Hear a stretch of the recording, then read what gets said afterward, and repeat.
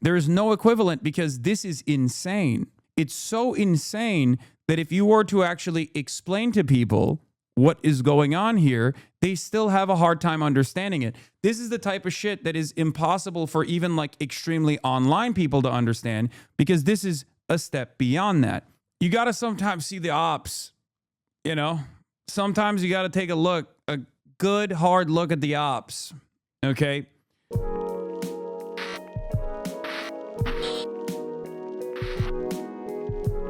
I'm saying it. Yeah, I'm in a hat. Shouts out to Charlie. Shouts out to MoistCr1tikal, by the way.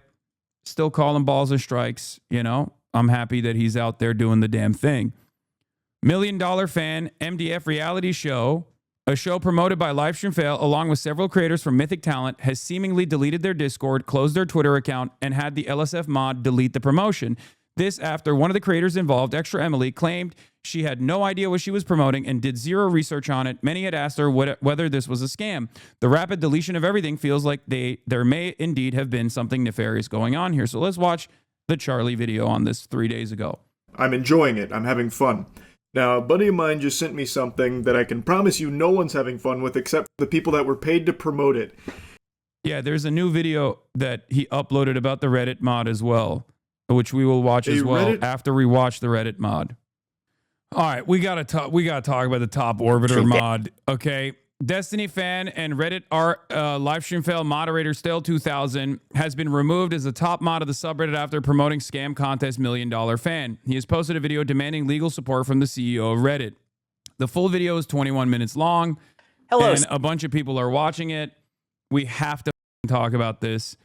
Okay, this is Stale, former Twitch staff Stale. He used to work at Twitch, and also not only that, but mega Destiny orbiter, looking and sounding exactly what exactly how you would assume a Reddit moderator, like a perma Reddit moderator, would look like. Okay, bro, it's such a good performance art piece. Yeah, so here's what happened. Okay, looks hotter than I would have expected. Facts. So this guy ran and won, I believe, top orbiter of the year inside of DGG. This is a real thing that they do every year, and I think he made a video for it. We found out that he had made a video for it a while back, and he deleted the video in shame. But basically what happened is this guy overtook Livestream Fails a couple years ago as the top moderator of Livestream Fails. Now, if you don't know what Livestream Fails is, it's because I never go on this website, okay? It's because I never go on that subreddit any longer. It used to be a subreddit where people would gather and check out the top news stories of the day, or top clips of the day from Twitch. It was a place where like a lot of Twitch watchers congregated. Obviously, there was like a heavy slant on harassing certain villains on the subreddit. Alinity, one of them. Pokimane was another consistent one for years and years. But once Destiny took over the entire subreddit in this forcible takeover, they turned it directly into the Fuck Hasan subreddit. And oftentimes they would, here, this is the DGGer of the year. I don't know why we can't actually watch the video. Hi, I'm Stale 2000. And I'm running for DGGer of the Year on December the 3rd. In this video, I'm going to be talking about how all of my opponents are way worse than me, using facts, logic, and most importantly, evidence, as in chat logs. Here, Albert FCB is asking people to gift him subs. A real DGGer buys his own subs. In the month of November, Fitz spammed the Miano hype emote over 500 times. They're clearly a weeb. Need I say more? Based on the frequency of messages between BoJack Horseman and Majestic Gopher, who is another candidate in this election, we can see that these two candidates are clearly colluding and are therefore disqualified. From these logs, we can see that Keen is clearly too busy with his girlfriend, as well as worse, his real friends, to be DGGer of the Year. Everybody knows that a DGGer's only true friend is Destiny. Other DGG analysts suggest that Majestic Gopher would be the best candidate to win the election because he averages 300 messages a day. But as mentioned previously, he was colluding, and these numbers are clearly fake. Rave Y is unethically supporting NFT projects. A true DGGer should know that the only ethical NFT project is those offered by our lovely sponsors at eternal.gg, where you can buy and sell Destiny's personal NFTs. The DJ suggests that the jury of the Rittenhouse trial should not talk about the case while it's in recess. But how is the jury supposed to know what to think if they haven't heard Destiny's opinion on the matter? As we all know, Destiny has the food palate of a 10-year-old. And a 10-year-old would love to have mac and cheese at Thanksgiving, but Tony disagrees. Therefore, he's in contradiction with Destiny and does not deserve to win this competition. Here, Yufu complains about running into alt-writers in a video game. A real DGGer would have defeated those alt-writers in the marketplace of ideas and in the video game. Vault violated my boundary of running against me for DGGer of the year. Therefore, he must lose to satisfy my boundary. Virgil suggests that Destiny could be inconsistent on anything. A deserving DGGer would know that Destiny is always consistent on all his positions. Will Kill Forever admits to having a job. No truly dedicated DGGer could work a job and dedicate themselves enough to DGG to be deserving of winning this competition. You got to sometimes see the ops, you know? Sometimes you got to take a good, hard look at the ops, okay? Lucky for us, some of our ops openly post videos of themselves on the internet. No, this is not satire. This is a person who is in the DGG cult that is actively trying to win this award as the greatest cult member for that year. I forget which year this is, okay? But the reason why I'm showing you all of this is because this is the guy at the direction and at the behest of Destiny in order to serve his master, his cult leader, took over Livestream Fails and turned it into a smear machine, okay? For not only myself, but all of Destiny's ops. Now, back in the day, he used to be a fan of mine as well. And even up until 2024, he was in the chat too. He said, nah, I prefer renting. I just want to be able to move wherever I want. I don't want all that money in one asset. Okay? But somewhere along the line, somewhere along this long, convoluted history, he took over Livestream Fails after leaving Twitch and started moderating it in direction of like besmirching, smearing all of Destiny's opponents, deleting comments that called out Destiny for procuring child sexual abuse material, and regularly brigading posts, regularly botting certain posts. Okay? What is this? Look at the YouTube banner. His YouTube banner is him in Austin. That's hilarious. Okay? And he's made some videos, you know, over the years. He's made this last video that he made is the one that's like going super viral right now, not on YouTube, but just everywhere else where people are clowning on him. And chat tries to comprehend that these weirdos always have self-deprecating inside jokes that they're proud of, their issues, because it makes them feel different from normies. That's all. Yes. Thank you. You actually literally analyzed it perfectly. A lot of these guys know that they're in a cult or a cult-like formation. They just make jokes such as that one to be like, haha, it's not a real cult because we're aware of it. Okay? A big part of this is also making those self-deprecating jokes about like, oh, we know everything about Destiny. All this shit, right? But the reason why I'm, again, bringing this up is because he took over a very popular subreddit and played a formative role in the collapse of like Twitch as a space where there was a major community that collaborated with one another, greatly fucking heightening the tensions between content creators. Like we talk about clippers and clip farmers in general on Twitter. LSF was the method. It was the original place where that exact same thing happened, where you would take someone's clip out of context and you would have every single content creator watch it and give their takes on it. And then every single thing that would drive discourse would come from LSF. I don't go to LSF any longer. I don't, frequent LSF any longer because it's just all botted into oblivion and brigaded into oblivion. But they did this, and now Yeet does this on Twitter as well in a similar fashion. But they did this to go after Destiny's enemies and to try and present Destiny in a positive light to the best of their ability, even though he kept, up his own optics by popping off and doing horrible, monstrous things. Also, Stale and Epstein's Discord already confirmed nothing about LSF will change, and all the other mods on the team are also Epstein orbiters, as Stale is the one that hired them. Yeah. A while back, there were a bunch of different people that were actually moderators in the subreddit. Once he took over, he basically kicked out all of the people that voted against him becoming the top moderator of the subreddit. And then he hired a bunch of other moderators to operate the subreddit that were also Destiny's fans. So as far as I understand, the LSF subreddit is not going to change. Okay? Suggest we do the same thing with you, bro. There is nothing that even remotely compares to this level of propaganda, specifically at the behest of one singular individual. Nothing at all. There is no comparison. You cannot point to a single subreddit that, like, my fans have taken over with my direction and use a subreddit specifically to, like, attack people. There is no equivalent, because this is insane. It's so insane that if you were to actually explain to people what is going on here, they still have a hard time understanding it. This is the type of shit that is impossible for even, like, extremely online people to understand, because this is a step beyond that. This is Kiwi Farms. It's lolcowing, okay?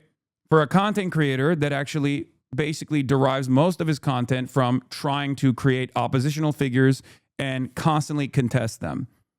Something that Ethan Klein does as well to a certain degree, but something that Destiny eats off of forever. This is his primary focus. This is his primary content. If anything, my community is my biggest op. Okay? This video explains the psychology behind this kind of behavior really well. The exact same thing. Okay, I'm not going to get into that right now, but what I was trying to explain, okay? What I was trying to explain here is that basically this guy utilized the subreddit livestream fails for his own purpose, for his favorite content creator Destiny's own purpose, and, banned a bunch of people from the subreddit and consistently botted and brigaded certain posts against Destiny's enemies over and over again. In many instances, leaned into, like, propaganda that was pro-Israel because Destiny's pro-Israel. Like, I don't even know what this person's, like, if this guy has his own opinion on things outside of what Destiny believes, but, like, his primary purpose on LSF was to, whoever was saying, like, fuck Hassan's a terrorist, he would boost it, right? Jay Stalk, 2024 DGGer of the Year, was head of the Hassan bad propaganda with Dan Stalkman. Even he says all of it was bullshit. Stale was too deep in the cult. Yeah, JSTLK was the previous DGGer of the Year, and now I think he is one of the orbiters who actually turned on Destiny and is actively trying to pull people out of said cult, if I'm not mistaken. I think many of those guys still have, like, resentment towards me as well, but slowly but surely, some people have awakened from the really toxic way that this cult operates, and have realized that maybe Destiny wasn't the person that he presented himself as. Dan Saltman is the money behind this operation. Jesus, they have alumni? Yes, they do. But in any case, the reason why all of this unfolded and he lost his cherished, coveted position as the top moderator of this live stream fails subreddit, and this is one of the previous moderators of the subreddit, Jisophus, who was ousted from his position when this guy took over. He has also openly stated that the rest of the mod team is still his guys and is openly taunting the Reddit admins. My guess is more mods will be removed. Yeah, the thing is, Reddit knows exactly what's going on. Like, Reddit, the actual company, knows LSF is doing this kind of stuff, right? And for the longest time, they haven't actually punished them for brigading, botting, using it as a vehicle for harassment against specific content creators. Part of the reason why they haven't done so is because it drives a lot of traffic, right? It drives a lot of traffic to the website. It keeps people engaged on the website, so they don't really do anything, especially because people don't actually push back too hard on it, right? Because as long as you come after someone like myself and you keep doing that over and over again, you keep doing this, like, harassment operation over and over again, it's almost like a self-isolated situation. We had a good thing going. We raised $40K for mental health. Yeah. in any case, if there's clicks, then they're happy with it, even though they had a tendency to overlook certain things that he was doing, like, for example, operating a mirror system where he would mirror clips, and then he would actually run ads on the website where he would mirror clips and therefore make money off of the subreddit this way. I think it's a violation of the terms of service. But again, if you're a large enough subreddit, you can do some scams like this without Reddit actually getting too mad. Okay? Have you noticed that every Roach King post is botted? Negative instant downvote and positive upvoted? Yes. This is something that other people that use Reddit frequently have noticed as well. Anywhere around the website, if there is a negative, if there's something that presents Asmongold in a negative light, it instantly gets botted. It bot downvoted. If there's anything that presents him in a positive light, it instantly gets upvoted. The thing is, that's not even Asmongold's doing, though. That's Kick. It's Kick. Kick does that. Kick also heavily upvotes all the LSF posts. It's not an accident that so many random streamers that are associated with Kick or are Kick streamers have been frequently upvoted on on LSF over and over again. Anyway, like I said, it doesn't matter. He does a 21-minute video. There's full details of the scam and his removal that was covered on another subreddit called Subreddit Drama. Popular subreddit livestream fail mods and mythic talent streamers were promoting a shady website and contest, and users were not having it. Then contest website and social media was erased, and the head moderator was removed. Popular streamer Extra Emily, among other streamers from the Mythic Talent Agency, which Asmongold owns, by the way, I'm pretty sure, right? Isn't that talent agency that Asmongold owns? Started promoting a website and contest called $1 Million Fan. He's a part owner of it. $1 Million Fan.show, now gone, but can be seen here, with a $20 million prize pool. Subreddit Livestream Fail head mod created a post promoting and sponsoring the website and contest here. This post was now removed, right? It was locked and removed by the moderator. The user started saying after some quick research that this looked like a scam, and the moderator removed the comments criticizing the contest. Popular YouTube personality MoistCr1tikal made a video about the website and the content itself, calling it feels like a scam. He pointed out this content raised a ton of red flags. The main image was AI generated, said the prize pool is absurdly big with no idea who's hosting the content.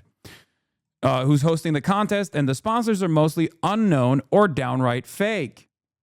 Sponsors are mostly unknown or downright fake. The concept is fans submitting clips, and they get chosen to go to a mansion to participate with their streamer in an IRL contest, and you can also buy entries via the website.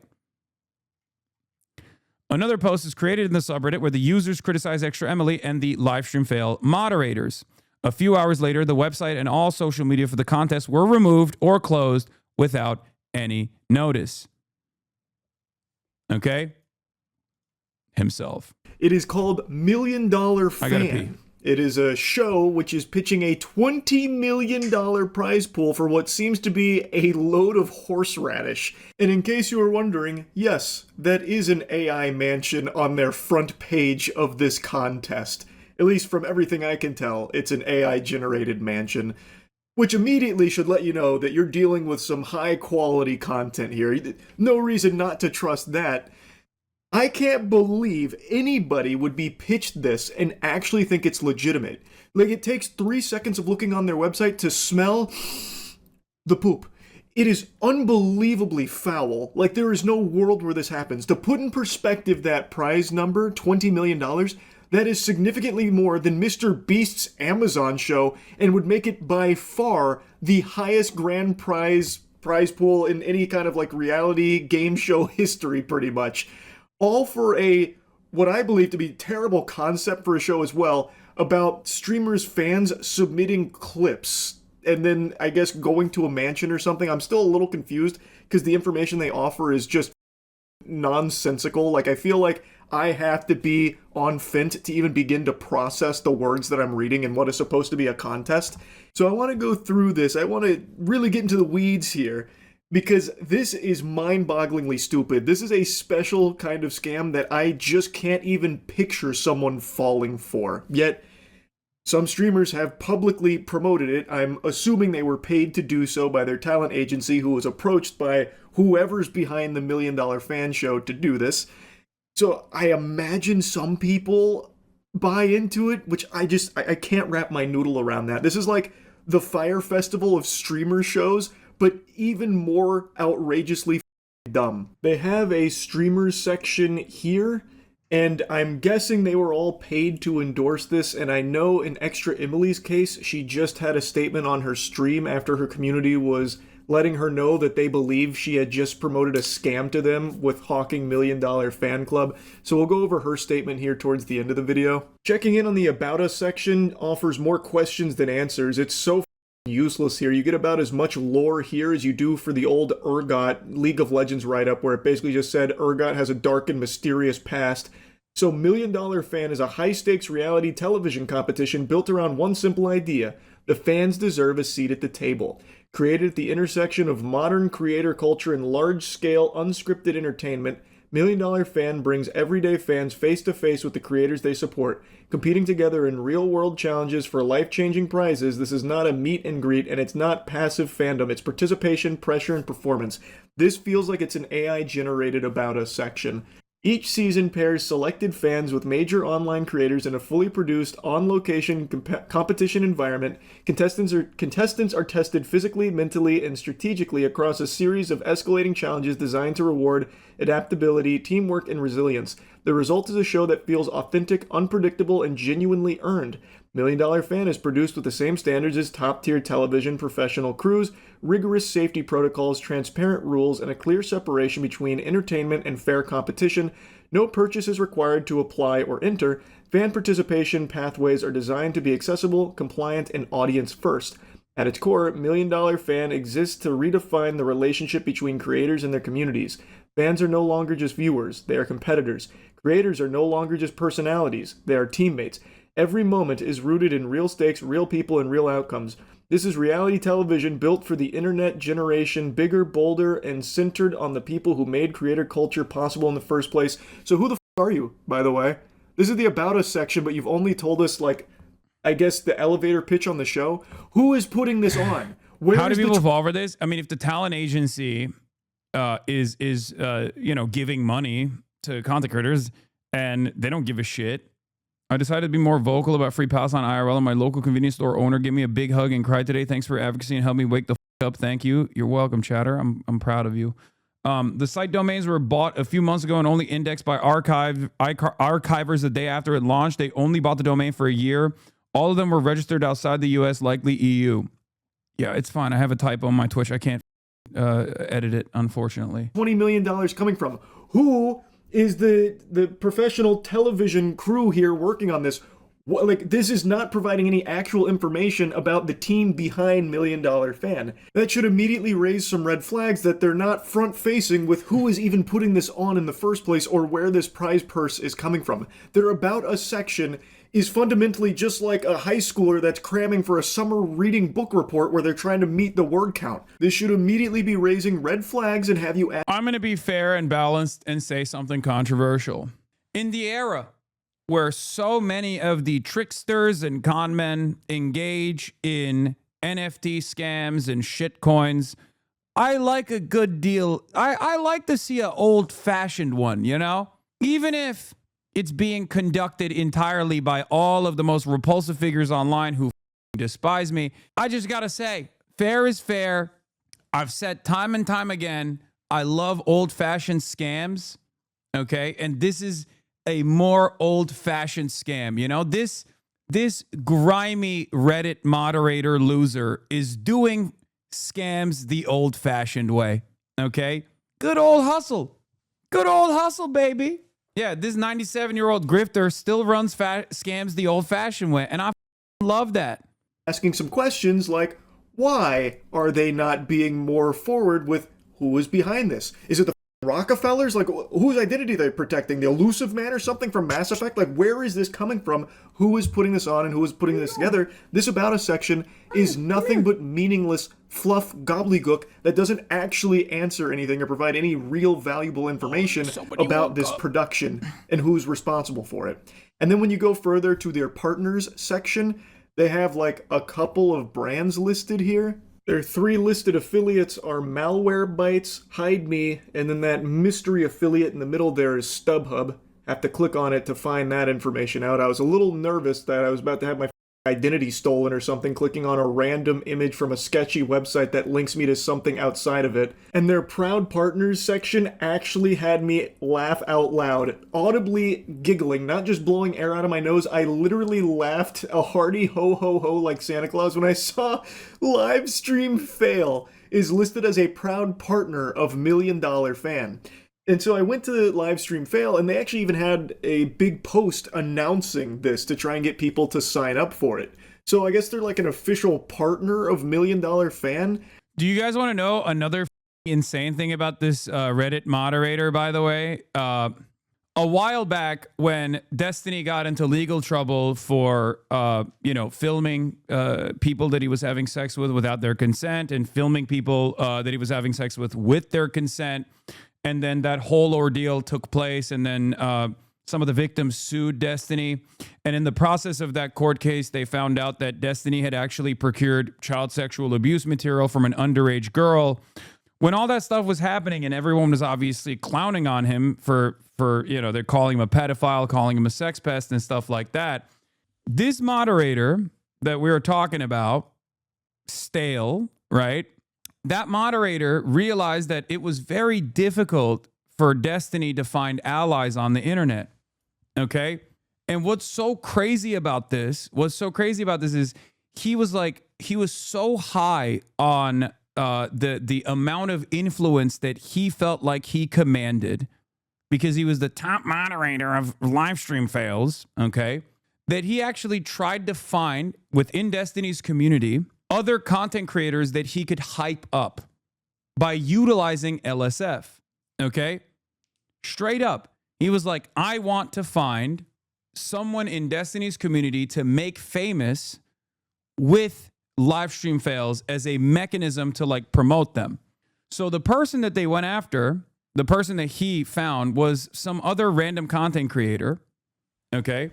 I forget what they're called. I think, no, it wasn't Lonerbox. Lonerbox didn't work. Hutch didn't work. They tried to like promote Hutch a lot. They tried to promote Lonerbox a lot, and it didn't work. And I think the name was what? Food Shops. There was this content creator that was in DGG, Destiny's Cult, named Food Shops. Okay, and his theory was that if he promotes people that aren't like directly related to Destiny, that he could have more allies. Here it is. I mean, there's a full 11-minute video on this. Okay, even better. So the short story. Everyone go make clips or whatever and post them on LSF. The top mod of that subreddit really wants it for some reason. I don't know. Post a clip a day and I'll play it on stream if it's interesting. I don't know. This guy really wants it, but post it on the hashtag clips and it would be chill. Also, it would piss off Hasan and other streamers. Okay?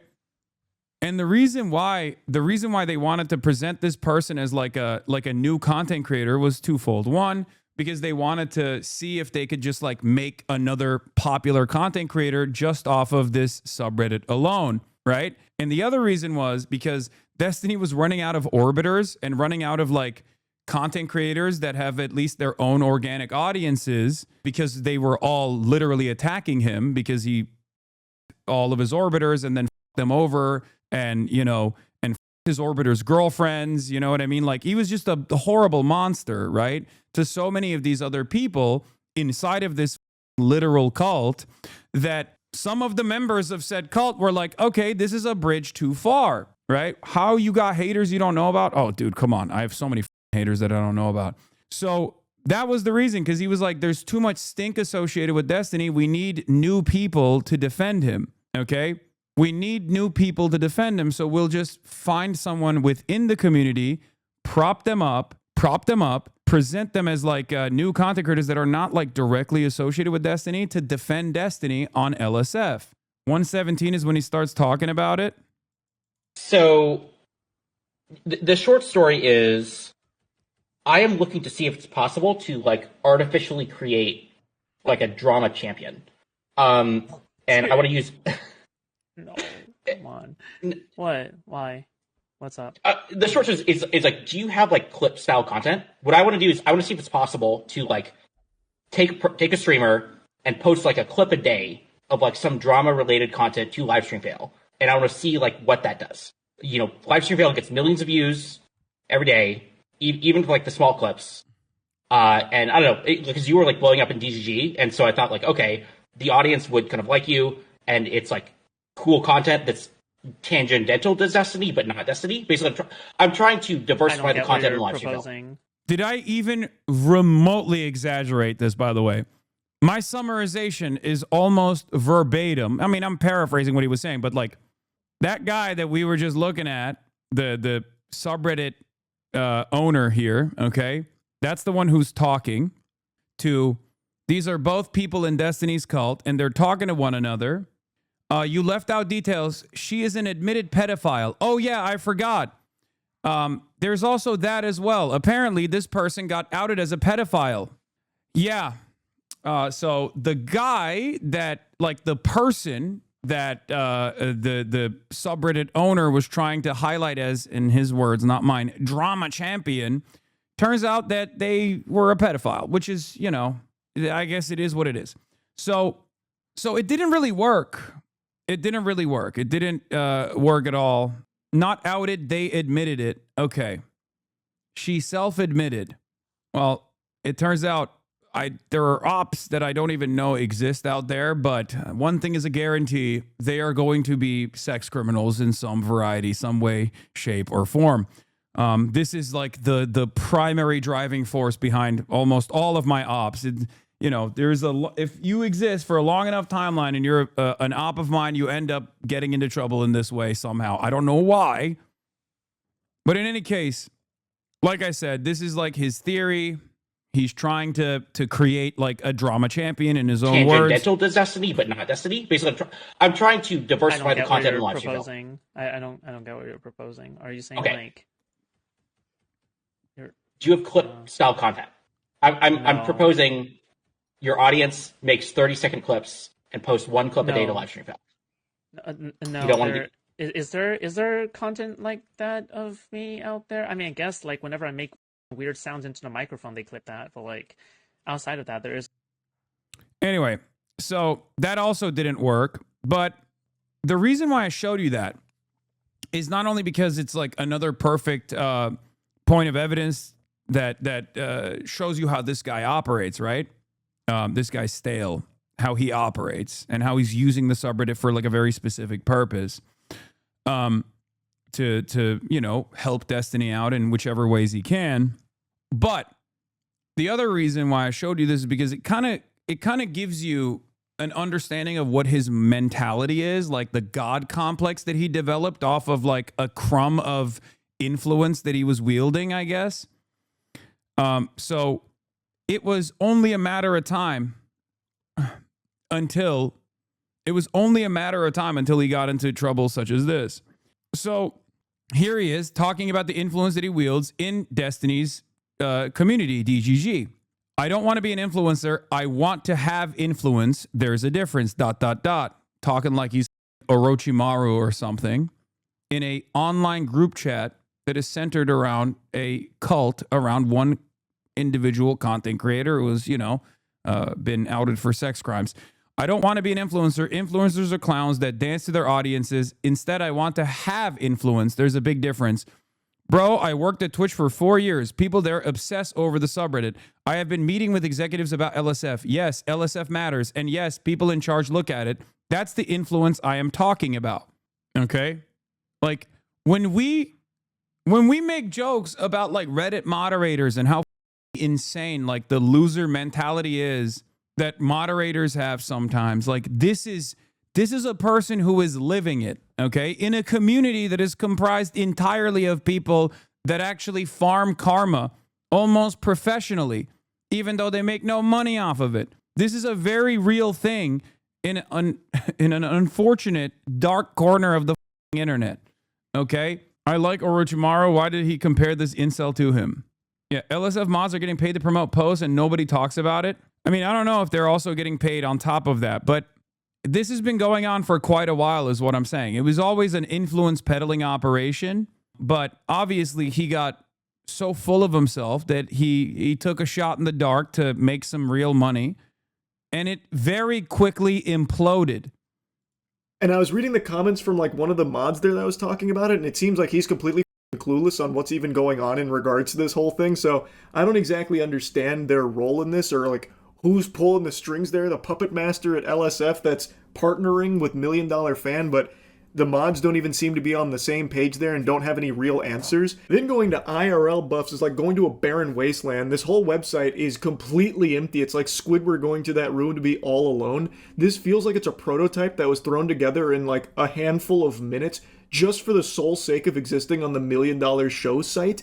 I'm pretty sure that's an AI-generated image there as well for their products like Yeah, every thread on LSF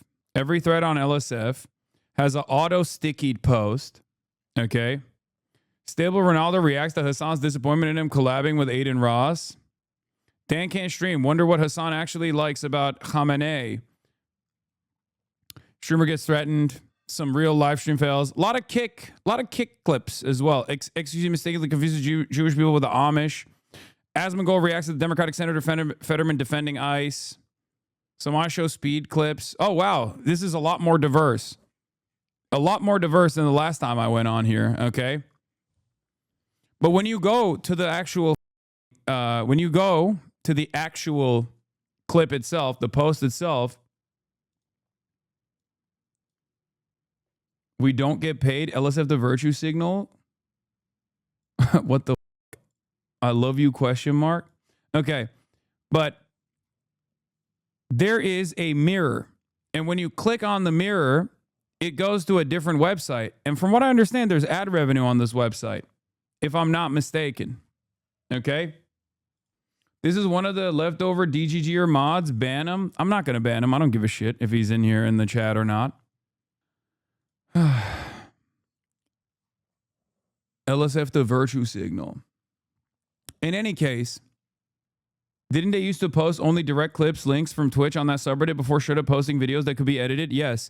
So throughout time, they changed a bunch of the rules in the subreddit. First, it was like no politics. Then they were like, okay, yes, politics. Then they banned me. I made a plea to the mods to be like, ban me, please. I'm brigading openly today, so you ban me. Did they ban me? And then obviously a lot of their activity went down, so they unbanned me so they could continue the harassment.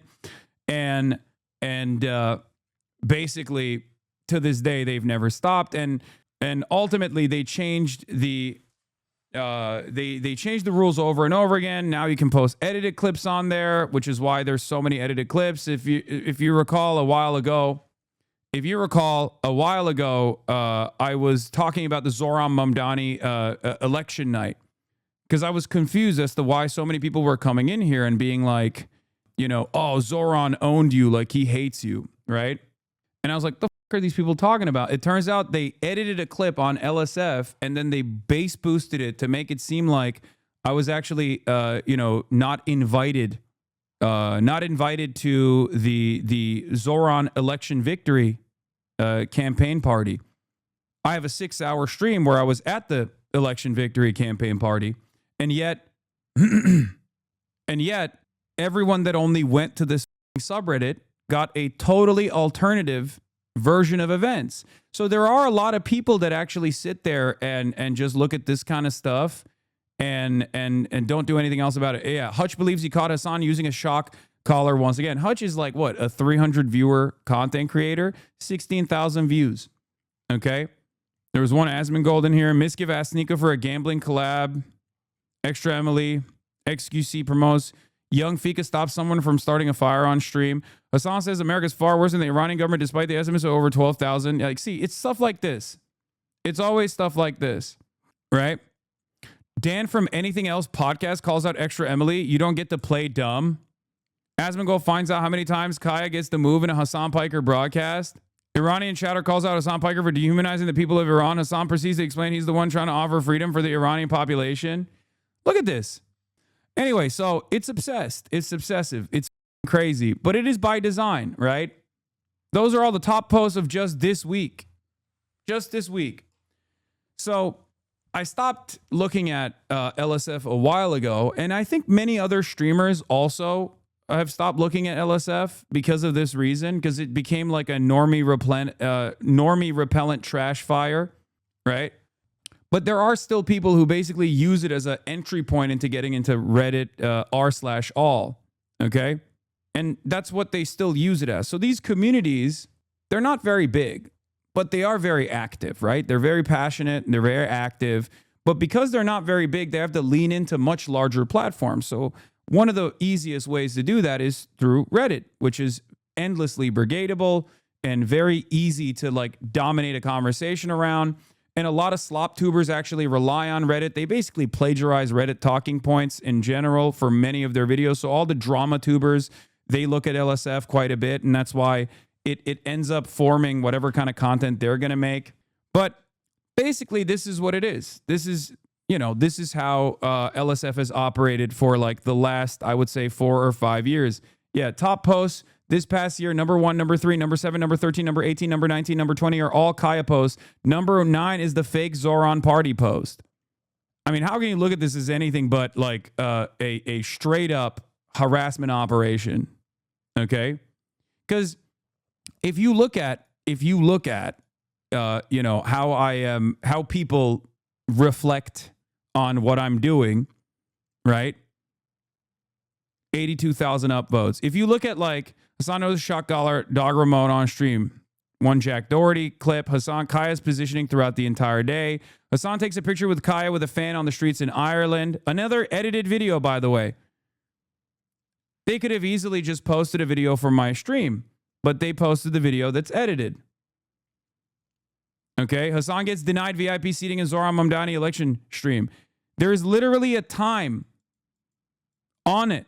Like there's a time code on it, and the time code on it specifically shows that they edited it. They chopped this video up in a way to make it seem like, I was denied entry or some shit to the Zoran Mamdani party, a party that I went to, like a party that I was at for 4 hours.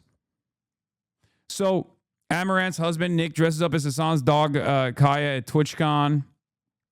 You need to put a time code on your face so they can't manipulate it. Brother, you just saw a video that is manipulated with the time code on screen. It doesn't matter. So the point is, Kaya, I don't want to accidentally step on you, especially while I'm talking about this. The point is, like, they've been doing this for years and years and years and years, right? And it has never really stopped. It hasn't really had the impact that they've wanted, right? I haven't killed myself. I haven't quit what I'm doing. My audience has not diminished at all, right? But they still keep at it because for them, it's like one day it might work. For them, or even the mere recognition that this stuff is something that I'm aware of is enough. Because at the end of the day, this is the guy running the operation, okay? And this is his attitude. I don't want to be an influencer. I want to have influence. There's a difference. For a lot of people that go on Twitch, the medium here is very different than any other form of entertainment because there's back and forth feedback. You can directly change the content that you're watching by communicating with the content creator that is delivering the entertainment. This is very new. This is very different. So there is a parasocial element associated with it, right? And what is the best possible way that you can directly influence the life of the content creator that you're watching? Maybe hating, right? A content creator that you absolutely despise, me, by trying to ruin their life. You banned me like 5 years ago. I was being uncharitable, and LSF turned it into a clip that got like 150K views. Nerds on Reddit messaged me for like a week over it, all over a misunderstanding. Yeah. This is a outrage manufacturing machine. And the reality is like a lot of those clips that actually go viral, because Stale is right, they do actually the subreddit does have the capacity to influence Twitch decisions, right? LSF is the reason why I got banned for saying cracker, because they uploaded a bunch of clips over and over again to be like, this guy is the biggest racist of all time, all this stuff. And Twitch responded to that pressure. Didn't even think about how stupid that might look to other adults in the real world, right? I got banned for 7 days for anti-white racism. And that was because of LSF, hummus tier list, all these other, like all these people that have been banned because they put it on public freakout and the comments were wildly different, being like, what C word? That one? Lol, exactly. So in this like hyper isolated, insulated environment, right? They do have the capacity to change, people's lives for at least a little bit, right? When Asman said that shit about CCOD, he did not get a single LSF post, not a word about it. Yeah. So that's part of the reason. Yeah, the Rick Scott clip also was on LSF as well. I used to think you were a radlib bimbo before I started watching you, after which I realized you have great commentary, a lot of false framing out there. Yeah, I mean, that's what it is. That's what it's for. For many people, they don't have the time to actually, browse through what people's commentary looks like. So they just lean into like whatever the crowd is saying. And if you can manipulate what the crowd is saying and thinking by brigading a subreddit like LSF, and then have a bunch of other YouTubers that like lean into whatever is going on said subreddit, then a lot of people's takeaway is going to be, oh yeah, this guy is a radlib, or this guy is reactionary, this guy's this guy's that. It's really funny because if you get involved in controversy, people hate for a minute, then it comes out half of them are just joking, 1/3 became fans, 1/3 never really cared, and 1/3 just wanted some drama, and then like 2 people become haters, but more people become fans or just don't really care about than anything. Yeah. I mean, even Kayagate, that one is the most like resilient one, right? They keep trying to farm that over and over again. And at this point, the only people who are still grabbing onto that desperately are people who are either pro-Israel, pro-pedophilia, or pro-Donald Trump. That's pretty much it. Tilt and aimbot. Like, this whole thing is extremely sketchy to me. There's like no actual information on this website at all. It is just trash. And then their third listed partner, the VGS Robot Wars or whatever, that doesn't go anywhere. You can click the image, but nothing happens. So when it says coming soon, it literally means coming soon. One of their partners, they're still imagineering right now. They have the concept of a partner, but it doesn't actually exist. It's this whole thing. I truly don't know how anyone could be pitched this and just say like, oh yeah, I'll put my name on that. Now I ended up making an account, Gilman Tookus. I used 10-minute mail. I set up my account. And it seems like there's a lot of monetization here. So you can buy some emote packs, up to $5.50 worth of creator emote packs, which give you 10 entries into the competition. But they do explicitly make clear numerous times, no purchase is necessary to enter, but kind of nudging you a little bit to maybe make a couple purchases. But you can't legally require a payment. You can't legally require someone to buy something in order to enter into some shit like this. So that's there to cover their own ass in the eyes of the law, but they do very much try and incentivize you to spend money here for the $1 Million Fan Show. Going to their official rules, I thought for a brief moment I was going to learn more about the sponsor here, but it's talked so vaguely that it sounds like a Destiny 2 raid boss. The sponsor, $1 Million Fan Reality Show, Inc., referred to herein as $1 Million Fan or the sponsor, is a Canadian for-profit corporation operating as a technology and media company that organizes and promotes sweepstakes events. The sponsor operates sweepstakes and skill-based contest experiences and separately provides. All right, so is this whole thing just a scam?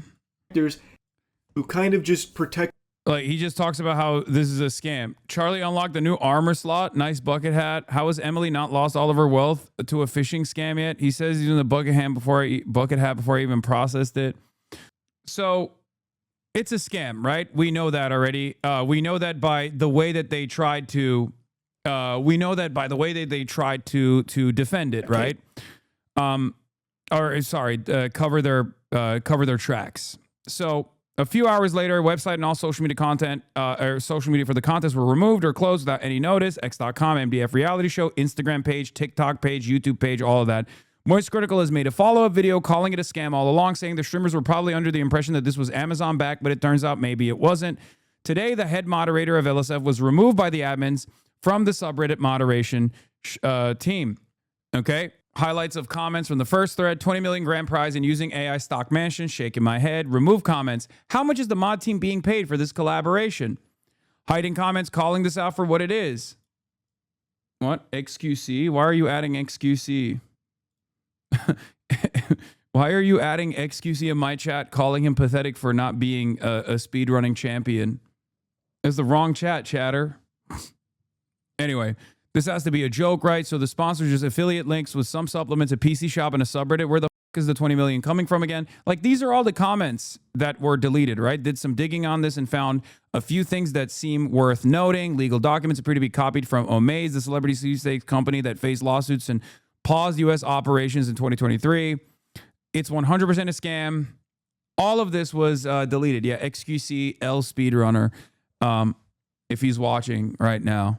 If you're watching and live reacting. So now we will watch. Oh yeah, here are the updates for the record. So, you know, all these people are calling out that it's a scam, and of course the moderators are deleting it. Another thing that the moderators love deleting is whenever you call Destiny a pedophile, or if you say anything negative about Destiny, they love deleting those comments too, for the record. Many of the people in this community have probably been banned at one point or another for being like, hey, isn't this guy a pedophile? Or hey, didn't this guy procure CSAM? Yeah, I'm permabanned from LSF for talking about these sex crimes because the entire subreddit moderation team, under the guidance of this person that we're about to watch, okay, this person that is close friends and associates with Dan Saltman, Destiny's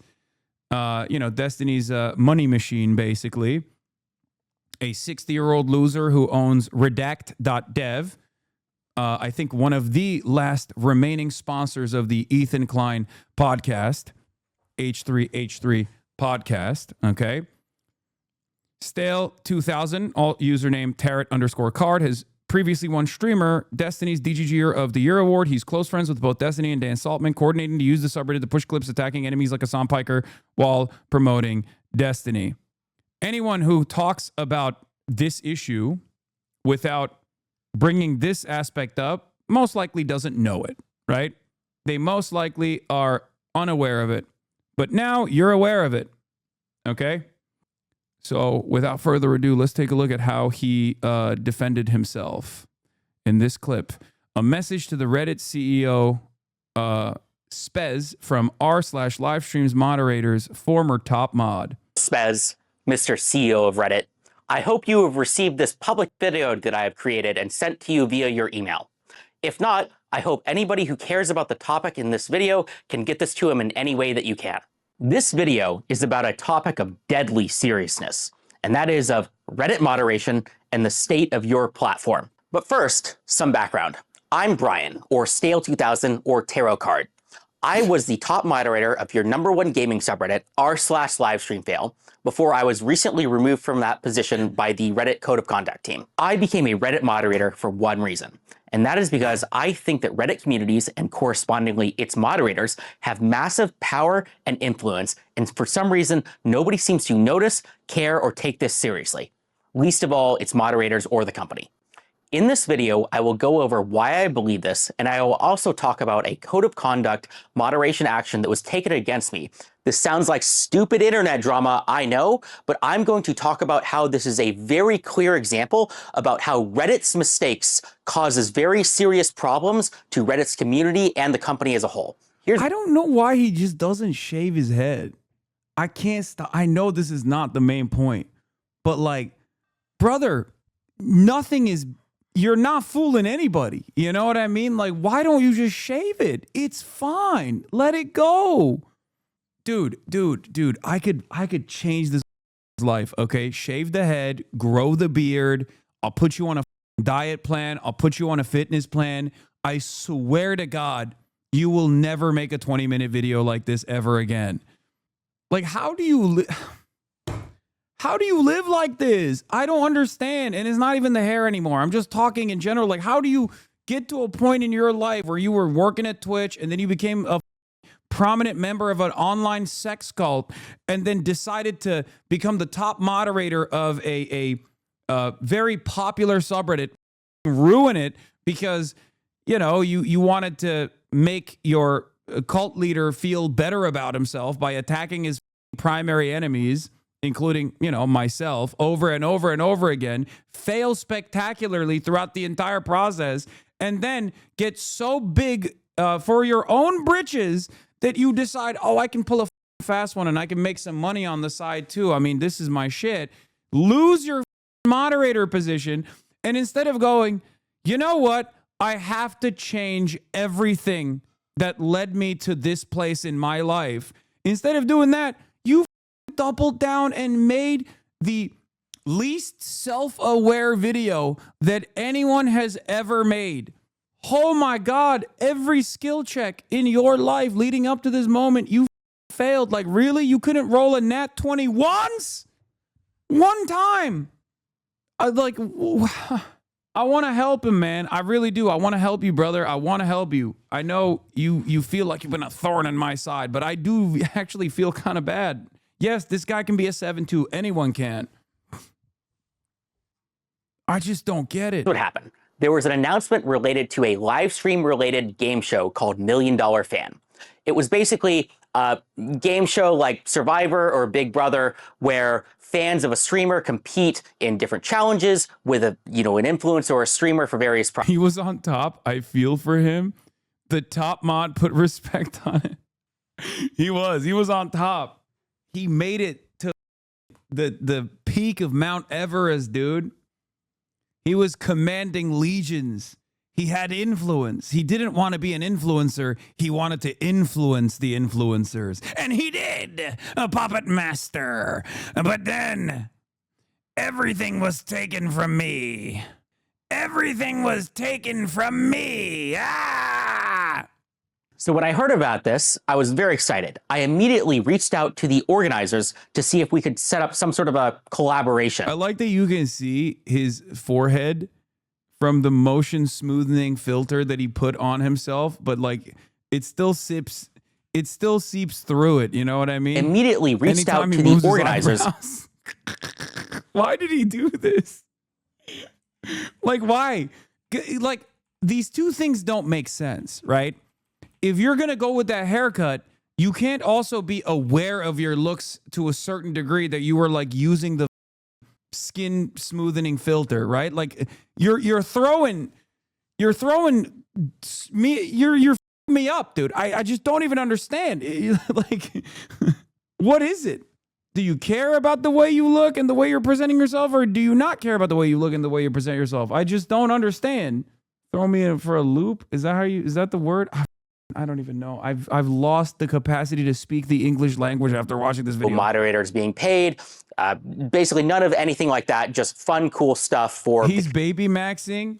He's Goo Gaga filled. Goo Gaga pilled. This is the respected agency he's talking about. OTK Streamers Asmongold tips out co-founder new management firm Mythic Talent. Yeah, Asmongold is a co-owner of Mythic Talent, by the way.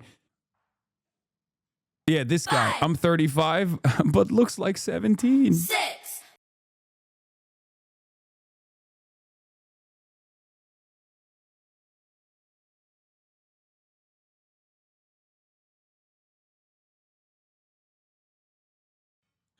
Like, that's Low Kirk. That's him.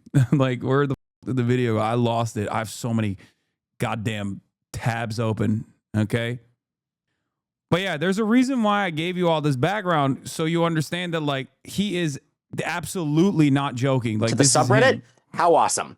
And then, maybe I could leverage this to get even more opportunities, either for our subreddit or for other subreddits across the entire platform. That's how I felt, at least. He's like, I wasn't doing this just for me. I was doing this for all moderators out there. You gave me the sword and I was using it with honor. I didn't necessarily think that the show was worth $20 million, But, that doesn't mean that Amazon Prime wouldn't fund it.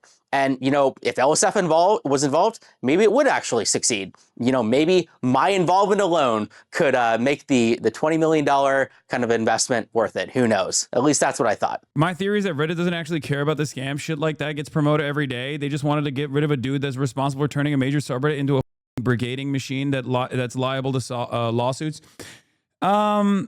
Maybe this might have been what like pushed them over the edge, but the rest of his moderation team is still his guys. So it's not like the LSF subreddit is going to change its attitude. They might even make it seem like they have a variety of different content for a little bit, but like when the time comes, they'll still keep pushing it in the same exact way that they were.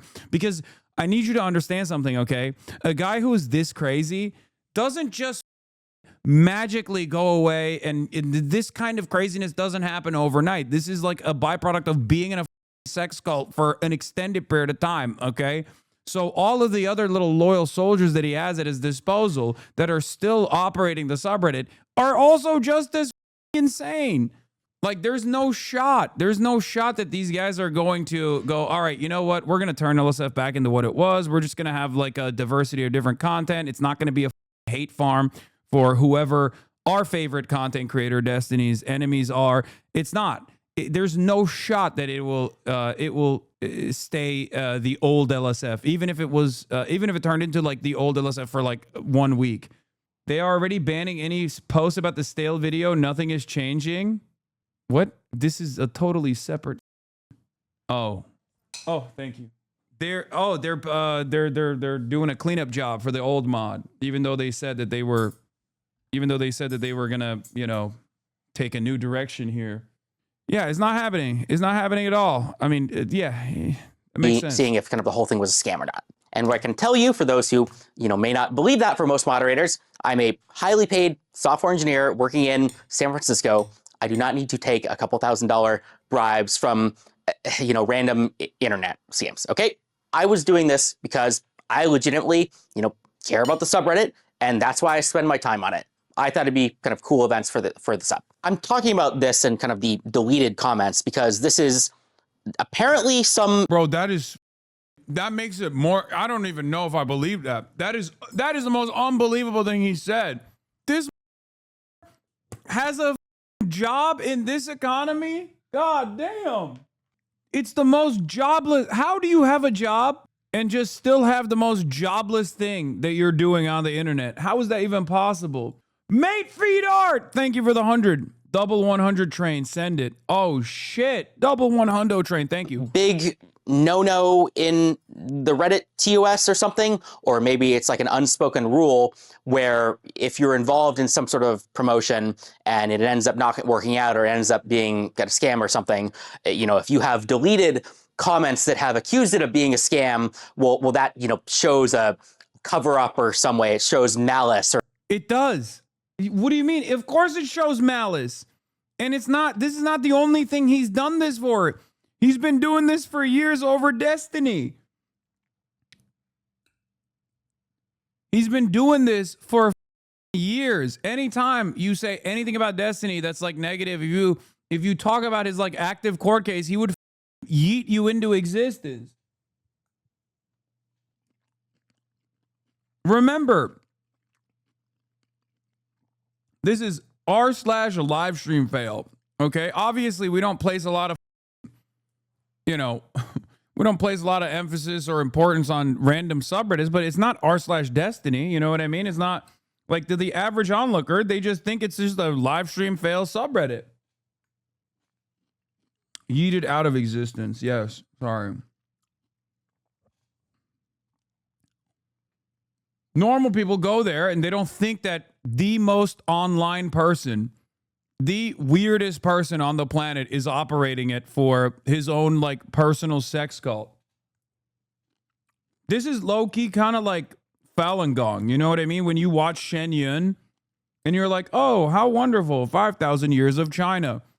And then slowly but surely you find out, oh my God, it is literally a front for a psychotic cult that has a compound in like upstate New York. This is kind of like that, where you're just scratch the surface a little bit because of some utterly irrelevant, like ridiculous low-level scam that this guy tried to pull off.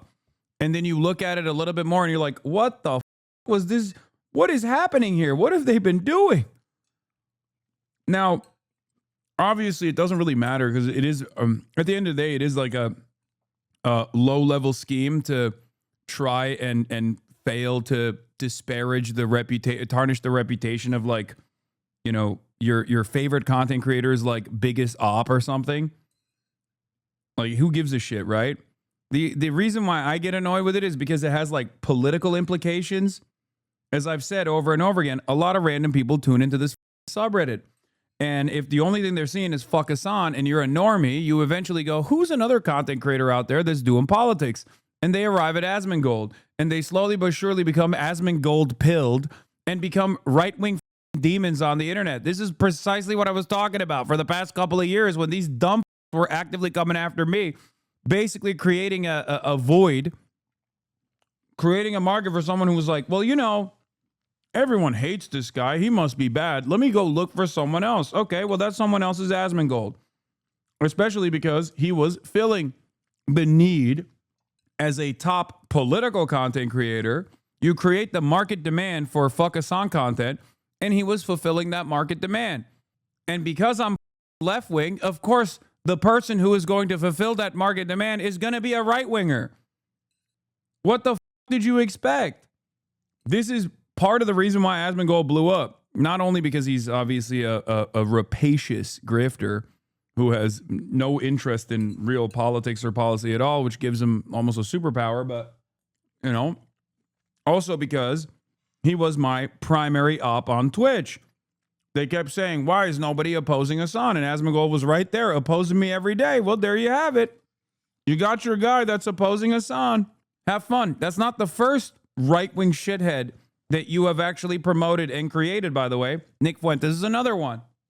Remember, Destiny has collaborated with Sam Hyde, collaborated with Nick Fuentes, all these other people, because he's one-directional. He doesn't care about the impact of his commentary. He just only wants to disparage his enemies that he feels have embarrassed him. And they'll go to this length to do insane shit because this is the modus operandi. This is the way that these guys think. Or bad faith or something. So that's why I'm kind of talking about this, is because this was specifically a reason that was brought up regarding why I was kicked out as a mod on a live stream fail. And finally, I want to end this part of the story by I do want to bring up something. A chatter brought this up as well, and it's, I think, really funny. This person filmed this and sent it to the personal email inbox of a CEO, thinking that this was going to convince him that he had made the wrong decision, and I guess like immediately unban him or something. I've never encountered someone with such little self-awareness, and honestly, I respect it. I respect that. This is pretty fire, man. Another resounding DGG victory right here. Please, I urge people that still operate in these weirdo circles. This is what you look like to the outside world. Please, I beg of you. I urge you to go outside. I urge you to try to develop real world relationships and hope that that will snap you out of it, okay? This person is a perfect representation of the Hasan style Redditors out there and all the fuck Hasan style Twitter posters out there. Like, this is the singular human form of all that. Talking about how MoistCr1tikal made a video critical of the situation, and then about 30 minutes after this kind of video got released, I got reached out by the organizers of the events and told that 5 live streamers in the event had dropped out and that therefore the event was canceled and I should take down the post. In this video that MoistCr1tikal had that was critical of the event, MoistCr1tikal brought up points about how an image on the marketing page was AI generated, or that the domain name was registered in Iceland, or that basically just the whole thing, it smelled bad. That's what he did. He did this motion and he said it smelled bad. But beyond that, it doesn't seem like he did much research. I don't think that he reached out to any of the organizers. He certainly didn't reach out to me. And I mean, I don't know if he reached out to Mythic Talent or any of the streamers. Now I want to stop people here because this is very important. And I think this is something that not a lot of people might have noticed. And that important point is that nothing in this situation has yet to be definitively proven as a scam. I repeat, there is no definitive, at least public information yet, that anything fraudulent, malicious, or illegal has happened in the situation. The only confirmed things that we have right now is that I guess there was a website, looked a little weird, there was some bad publicity, everybody called it a scam, and then a bunch of streamers dropped out, and then the event got canceled, and everybody got refunded. None of this is illegal. None of this is proved to be a scam, at least yet. Maybe I'll eat these words. And yes, in retrospect, there are certainly some things which we could call yellow flags or even red flags. But that being said, I don't want people to go into this thinking that there was some proven malfeasance or something when there really is a possibility that a lot of this could have just been kind of bad organization and things just fell through. Just because something's a bad idea, because something is misorganized, that doesn't mean that anything illegal happened. Was he trying to say malfeasance? Malfeasance? What the f was that? Or something. Thinking that there was some proven malfeasance or something when there really is a possibility that a lot of this could have just been kind of bad organization and things just fell through. Just because something's a bad idea, because something is misorganized, that doesn't mean that anything illegal happened. You know, I still haven't gotten confirmation about kind of the Amazon Prime kind of a thing. I think that is the biggest unknown right now is I don't know about this supposed Amazon Prime deal, if it exists or not, because maybe they were in negotiation with them. Maybe a contract was in the works, but hasn't been signed yet. I'm not really. Brother, why are you still? I mean, I guess he's trying to still make it seem like this was legit. There ain't. What do you mean? Oh, maybe there's still an Amazon play here. Okay, dude. Sure, yeah. We'll have to see. And then that's just as likely as you getting your top moderator position back because the Reddit CEO watched this YouTube video and went, oh my God, I was so wrong about you. I'll end the story by talking about why I got removed as the top moderator. It's really not a secret or very surprising. I got removed directly for the post that I pinned to the top of the subreddit related to the game show or supposed and alleged scam, as well as kind of for deleting comments that were kind of critical of it. I also want to make a comment about kind of the Reddit code of conduct team as a whole. Reddit has all this flowery language about how kind of the code of conduct team is not here to punish you. It's kind of here to get you to act in good faith. It's here to kind of give you second chances and warnings and all of this stuff. And apparently all of that are lies because I was not given any second chances. I was not given very much kind of descriptive examples of kind of what I did wrong or kind of given any ability to kind of defend myself. I was just given a very vague description of, yeah, there's accusations about some fraudulent scam that takes people's money and their PII, which means their name, right? Because you have to sign up with your name to join a contest. And so I have infringed on the code of conduct by promoting a game show where you have to put in your name or something, even though it hasn't really been proved to be. Okay. Everything that he's repeating here with like, I guess like a sarcastic tone is guilty enough to remove you as a top moderator from a subreddit. Like what? Yeah, man, it was a scam lottery. Like, what are you talking about? Also, it's Reddit. They could have banned you for a million different reasons.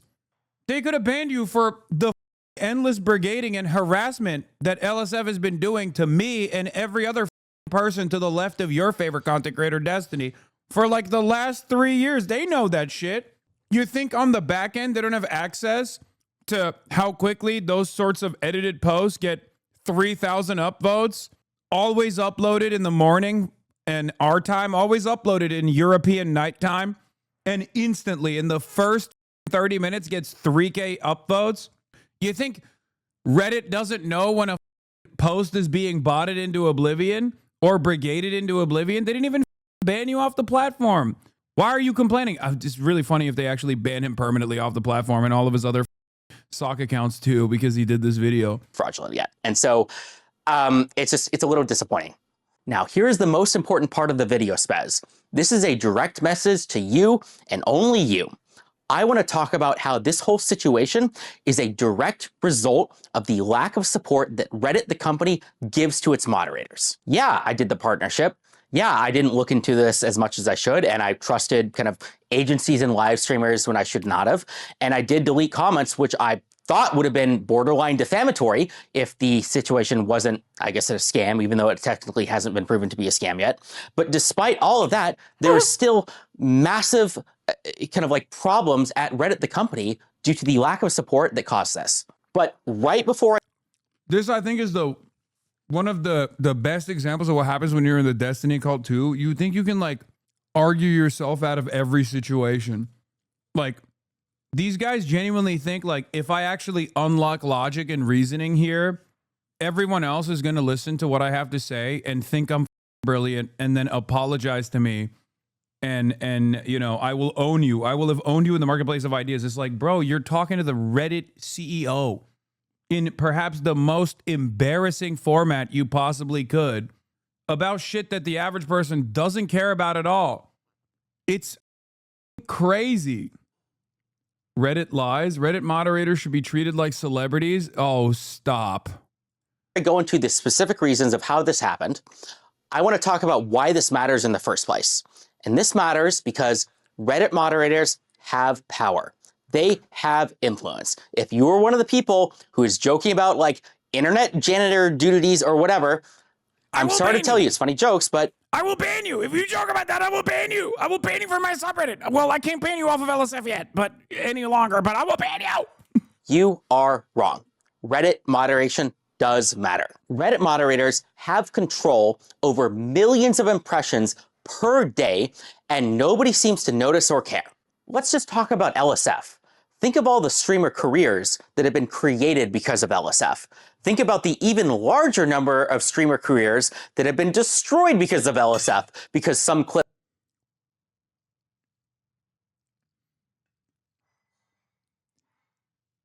Oh my God.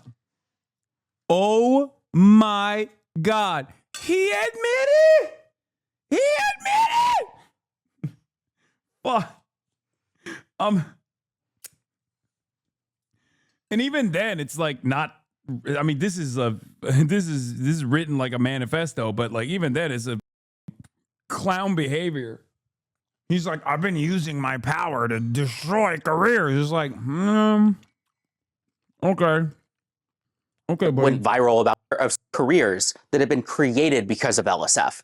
Think about the even larger number of streamer careers that have been destroyed because of LSF, because some clip went viral about like something bad that they did. I have had major live streamers who are effectively celebrities come to me and beg to kind of remove, negative posts about them.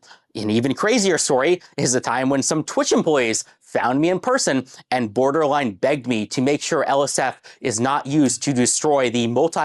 Bro, you are literally a whole ass freak, dude. Oh my God, he's like nutting off of the minutia of power that he got when he has none, by the way. This example proves why you got removed as the top moderator, dumbass. And the very example of your position being removed by Reddit is proof that you don't actually have power. Your life is meaningless. It's worthless. Why can't you just do this shit for fun? The reason why people clown on moderators and say, oh, you guys are, janitors, you're an idiot, you're a loser, all this shit is because of this. Because under normal circumstances, the reason why you moderate a community or the reason why you moderate a subreddit is because you actually have interest in the subreddit, not because you love the power that you have over all the streamers. I can make and break careers. I can destroy an entire platform. You are the last person that should be moderating anything. You should actually not even be on Reddit to begin with. I think they should ban your whole account. It would be the first step towards a better future for you, okay? What the whole point of moderation is that you love a certain subject, okay? And you love the fandom surrounding it.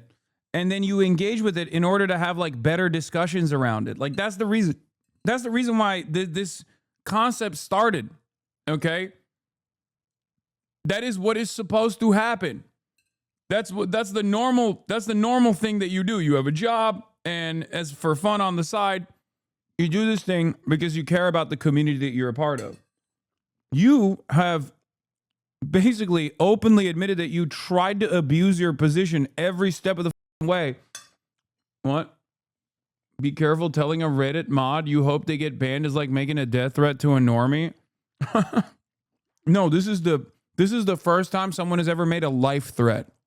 Okay? This is not a death threat. This is a life threat. I'm threatening him with a better life. If this guy got permanently banned from Reddit, it would be like when, you call up gambling websites or casinos to tell them to not let you in. You know what I mean? It's like that. Yeah, I'm not saying kill yourself. I'm saying live yourself, King. You got only one life. $1 billion company, Twitch, partially because at the time, LSF was indeed being used to destroy the multi-billion-dollar company, Twitch. Deservedly so, by the way. Or even just take this literal circumstance. Imagine the whole kind of operation was legit. Well, guess what? One single post on LSF caused all of the streamers to drop out and destroyed a $20 million opportunity. It wasn't real. Sorry, Mythic. My bad. Or imagine it was, a scam through and through. Well, guess what? We were the ones to expose it and destroy it before it had the chance to cause any real harm. I mean, everybody got refunded after all. Bitch, you were deleting people calling it out. Actually, I claim credit in both cases. I win, you lose. What do you have to say to that? We did it, Reddit. This is literally like those memes about the Redditor who wants to watch his wife get talking about polyamory. God damn, bro. I forget how much of a loser people can be on the internet. Like, I really do. I think I spent too much time outside, too much time with normies. Even though most of my job is online and on the internet, I really do shelter you from a lot of this kind of behavior on the internet, chat. You don't even understand. You think I'm doing too much when I watch Asmongold because he's like literally spewing toxic bile to like 40,000 of the worst incels you've ever seen and really shitting up the place. But the well gets deeper. Okay, the well of depravity is so much deeper than you think. And the reason why I don't do it is because I do it, Chinese style censorship. I put a Chinese firewall up in this bitch and rarely ever covered this side of the internet, even if this side of the internet is covering me on a daily basis, like nonstop. And you only hear about it when they actually reach the normie sphere somehow, when they strike gold and you're like, why are people saying this about you? This is one of the people as to why they're saying that thing, whatever insert new drama that they manufactured at LSF. That is it. That's the Things ended up okay. Right or wrong, you can think I'm a good moderator or a bad moderator. You can think that LSF helps streamers or is the bane of their existence in the entire industry. But please don't for a single second pretend like it doesn't matter. And that's just one subreddit.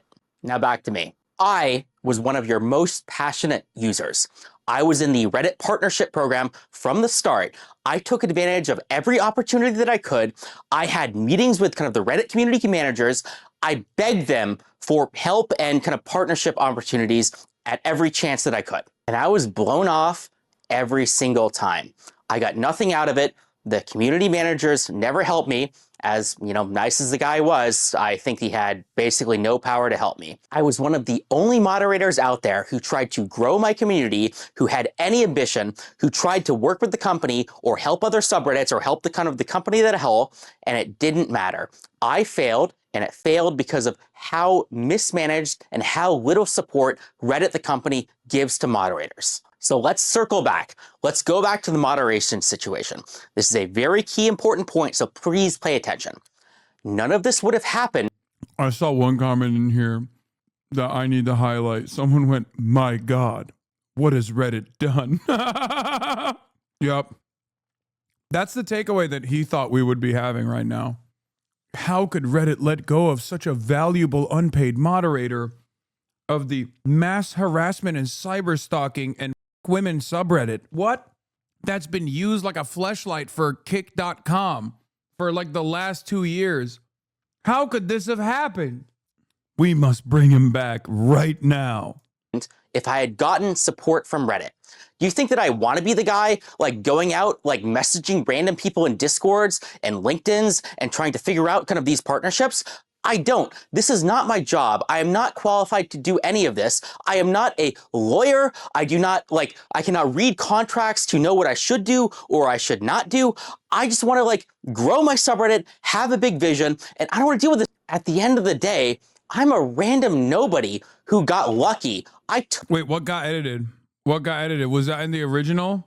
What's that skip cut there? Did he get embarrassed that he deleted one of the parts of the...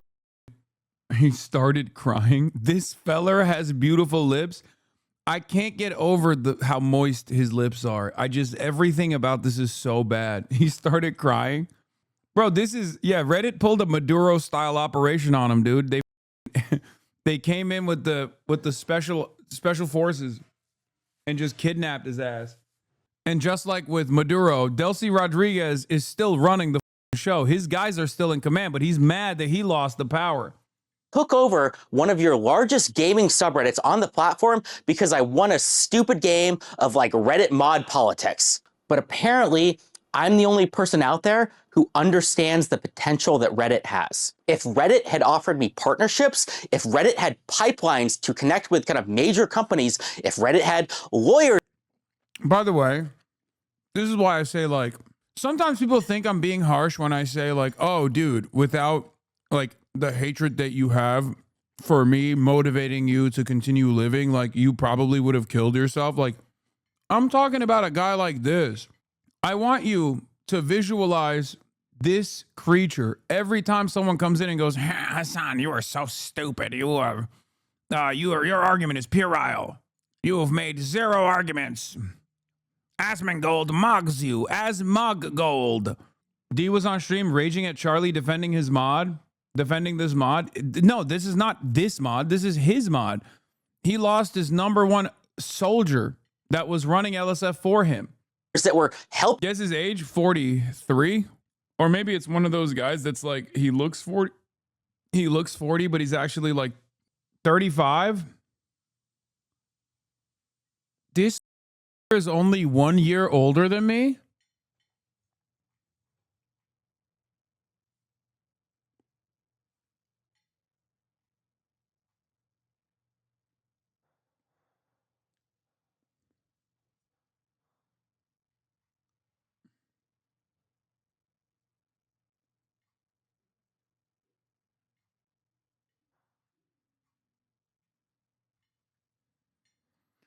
Oof.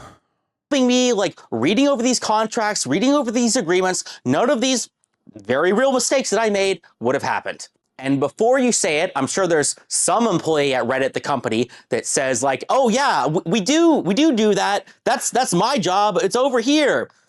Well, clearly you're not even doing 1% of what you should be doing because nobody uses these resources. Like, instead of firing me from my unpaid position, you should fire that guy who's not doing his job. Nobody cares. You are not doing enough. Multiply it by 100 and then let's talk. Bro, whoever clapped this dude is getting a promotion. If I'm the CEO and I watch even like the first frame of this video, I'm gonna be like, dude, thank you. Keep doing more of that. Actually, we should permaban this guy. IP-wide, like site-wide IP ban. Straight up. Like, what do you mean? It needs to be professionalized, and it starts with the mods. This is going to be controversial, but the people who are running your multi-billion-dollar website are unqualified nobodies like me. That doesn't mean it's my fault or their fault. It's your fault, Spez. Here's why.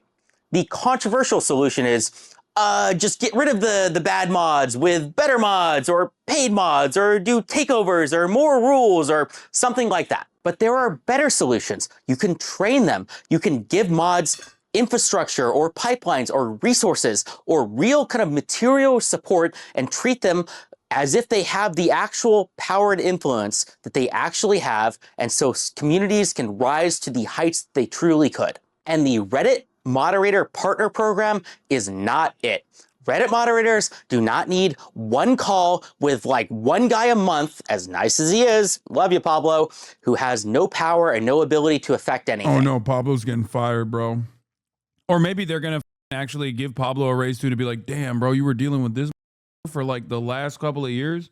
Brother, you are a moderator of what is supposed to be a fan subreddit.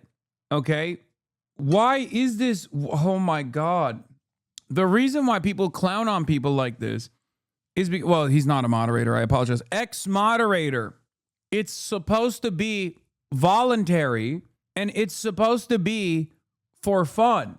It's supposed to be voluntary. It's supposed to be for fun. It's supposed to be because you care about this community and you want to, and you actually want to let it thrive.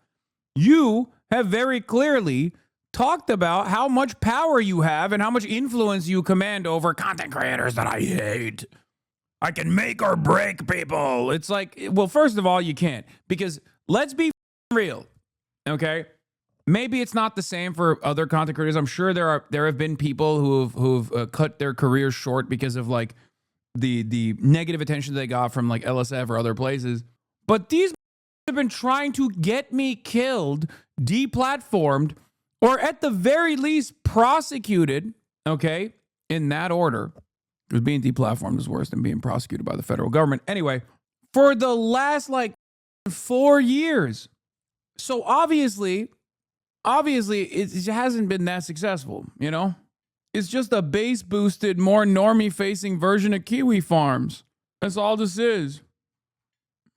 Reddit moderators don't need Christmas celebrations or special badges or community or events or team building exercises. No, even the Reddit event budget is barely useful. No, they need real material support. That means access to anything that like a talent manager would give an actual celebrity. So an access to a bounty board or ad deals or lawyers or event organizers or professionals or anything that actually matters. To summarize, Reddit moderators should be treated like celebrities or influencers, not because they deserve respect or anything, but because they actually have real power and influence. I mean, if not for the world, at least over your $50 billion company, maybe if you gave them actual support, it could go from 50 billion to 100 billion. I mean, it certainly deserves to be that high up for how much traffic Reddit gets. So why haven't you solved this problem already, Spez? Is it because you're out of touch and you aren't aware of the problem? Is it because Reddit is a bloated mess and they can't ship products? No, I think the real issue is that Reddit is held hostage by the negativity and toxicity of its user base, and it doesn't really have the freedom to make bold and important and transformative decisions that could save the company. If you Very self-unaware statement right there, by the way. Like that last statement perfectly summarizes everything. He said, Reddit is held back by the toxicity of its user base. Bitch, you're the power user. Yeah, no kidding. Yeah, it seems to me like they're cleaning house, okay? Shouts out to Reddit. Hey, yo, Reddit, good job. You got a W here. I mean, you got more W's that you could work on, you know? Go after the Ethan Klein H3H3 production subreddit next, please, okay? My life is yours. I will literally, okay, listen, Reddit, I know you and I have not exactly seen eye to eye on issues, okay? Let me get up close and personal with you, okay? Let me get up close and personal with you, Reddit. Ghislaine Maxwell may have been a top moderator in World News, you know, all of these other big subreddits that are news aggregation platforms are actually aggregating Atlanticist, NATO Atlanticist talking points. But let me tell you something, Reddit. You clean up LSF and you clean up H3H3 Productions for all the endless harassment that they have brought about the streaming community, my friends, and even in times myself. And my life is yours. A lot of people make fun of you, Reddit. They make fun of you. They say, you're a cuck. If you use Reddit, there's an entire TikTok trend making fun of Redditors and the way that people speak. And it's oftentimes exactly like that dipshit that you just X'd out from LSF. I will become a Reddit power user. I will take sexy photos on my laptop while I'm browsing Reddit. I will do everything in my power to make Reddit a powerhouse, sexiest. No one will think. I'll get Zoran Mamdani to get on Reddit. You know what I mean? I'll get AOC on Reddit. We'll be doing AMAs. Ask me anything. Ask you anything. Like I said, clean up the harassment communities and my life is yours, Reddit. Okay, I'll use Hassan_Piker every day of the goddamn week. You already know I'm going to be using OK Buddy later anyway. Let's go. Agree with anything that I said, Spez? Well, you're in luck. I live in San Francisco, and I would be happy to talk to you in person or any Reddit product manager or employee. This ever happen? Oh, he said, I live in San Francisco. I will find you in person. If you do not respond to my message, I will find you on the streets of San Francisco, and we will have a good faith debate. I love this guy. All, you know, or on a call or something. That's my pitch to you, Spez. The rest is to the community. To the community, Spez and Reddit, they're almost certainly not going to fix any of this. All of this is up to us to solve. For anyone who this message has resonated with and wants to solve this problem, well, I have created a subreddit called r/suballiance. Suballiance will be a nonprofit, volunteer, community-based initiative to solve all of the problems that I have laid out. We will create tools and resources so good, so useful, that everybody will have to work with us. Think talent agency, but for subreddits.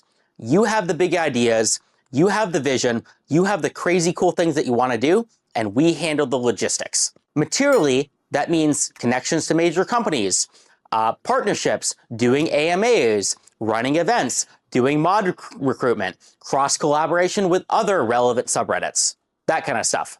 Go to r/suballiance and we will make it happen. The link will be in the description below. Reddit used to be a place where we did stuff. The phrase, "we did it Reddit," although used sarcastically, existed for a reason. And that is— Yes, existed because you painted the Boston, you falsely framed the Boston Marathon bombing on the wrong guy. That's why it's making fun of Reddit. That's the whole point of we did it Reddit. This guy is literally unaware of all of the memes. He's like, actually is a meme about how smart every Redditor actually is. Actually is actually intellect. Manifest.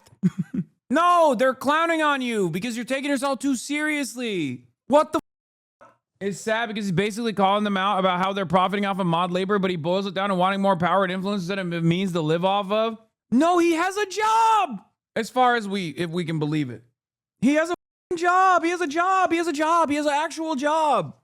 Also, the irony is, you think Reddit doesn't know that half of the subreddits are actually, like, the best subreddits on Reddit, everybody knows, is like small, hyper niche subreddits, right? About like fixing a specific type of toaster or some shit like that. Okay? All these like very large subreddits are oftentimes owned and operated by guys exactly like this. And I remember when Reddit was being sold or whatever, it was like some financial deal that was taking place and everyone was really mad and they did a Reddit blackout. And you want to know how they fixed the Reddit blackout? They just banned all the subredditors that were demanding, or subreddit moderators that were demanding anything but just being on top of a powerful subreddit where they have power. That's it. Because most of the Redditors on those large subreddits only want to be there because they think they have this level of power and this level of influence. And if anything, the reason why Reddit reacted the way that it did for this guy is because they wanted to show you that you don't have any power.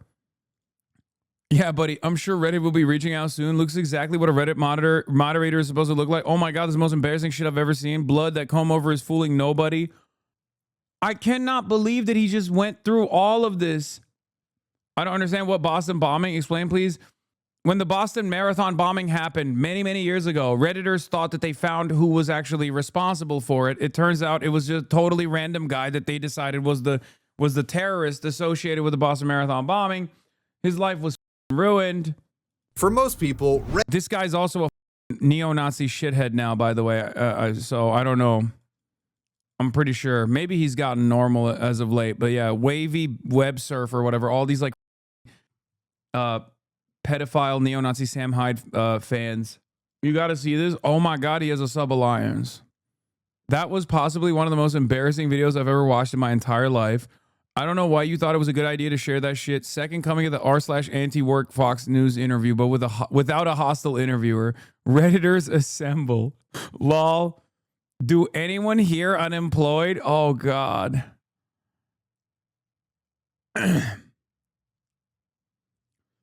Big respect. I definitely respect a top-tier internet janitor moving on from losing his drop of power and trying to create a new avenue for it like he so desperately needs. That was awesome. Okay? That was awesome. This guy's actively tried to ruin my life for the last 3 or 4 years at the direction of his favorite sex cult streamer, Sex Pestiny. So the entire internet getting together to dunk on him is awesome. Those don't exist. Sorry. Last time Hasan had any contact with any mod was years ago. Leaked the Hasan Discord messages crying to get posts removed. No, nothing changes. If anything, you were right, DGG. I was protecting Hasan, but it wasn't because I care about Hasan. It was being the political drama was getting boring and I wanted new content. Welp, not going to be stopping that stuff anymore. Pepe laugh. I love that he's still in DGG talking about this.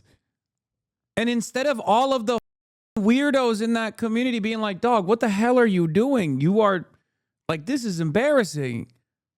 If people find out that we're associated with this shit, like we're cooked, they're all on it. They all think the video was good. There's no shot they think the video is good. Oh my God, this is no different than like when I see an Asmongold fan in my chat who's like, that woman actually wanted to kill the ICE agent. Like, there's no shot. You can't be that big of a loser. They blaming you saying it was Hasan fans at Reddit who banned him.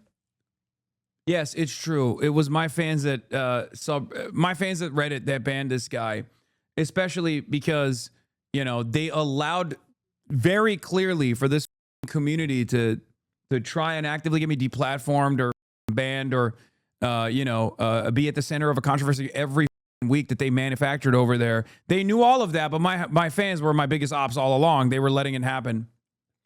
It's worth mentioning that Reddit admins were warned of this exact scenario when Stale kicked all the old mods and they ignored it. There are receipts. This dude's connection to crypto and other scammy shit was well known beforehand.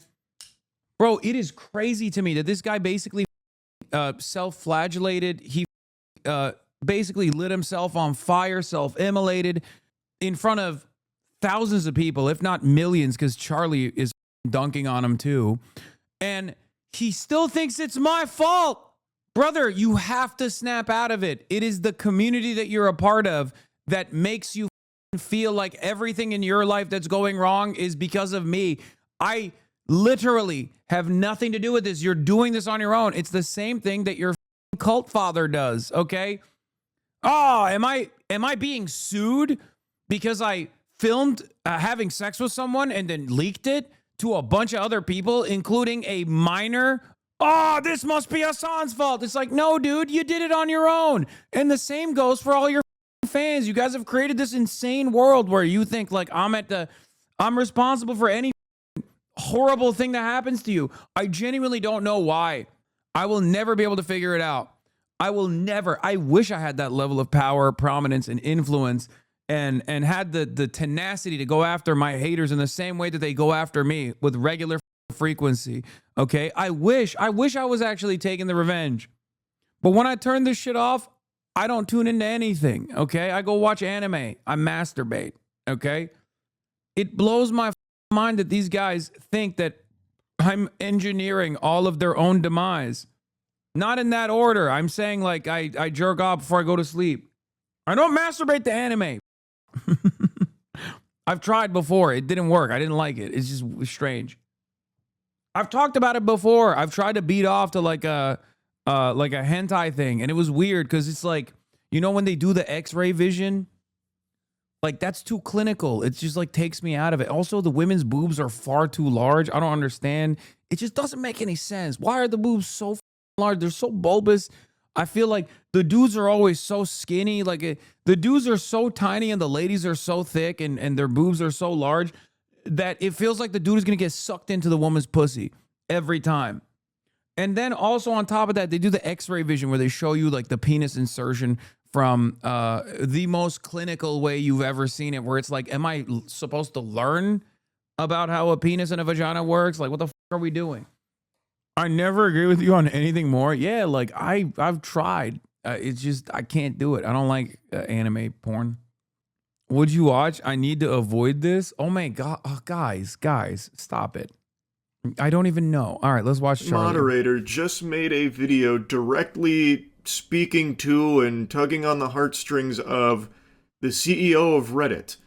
He's making a big call to action after one of your all-time performative male moments when you told Van you didn't like Japanese porn because the women don't look like they're having a good time.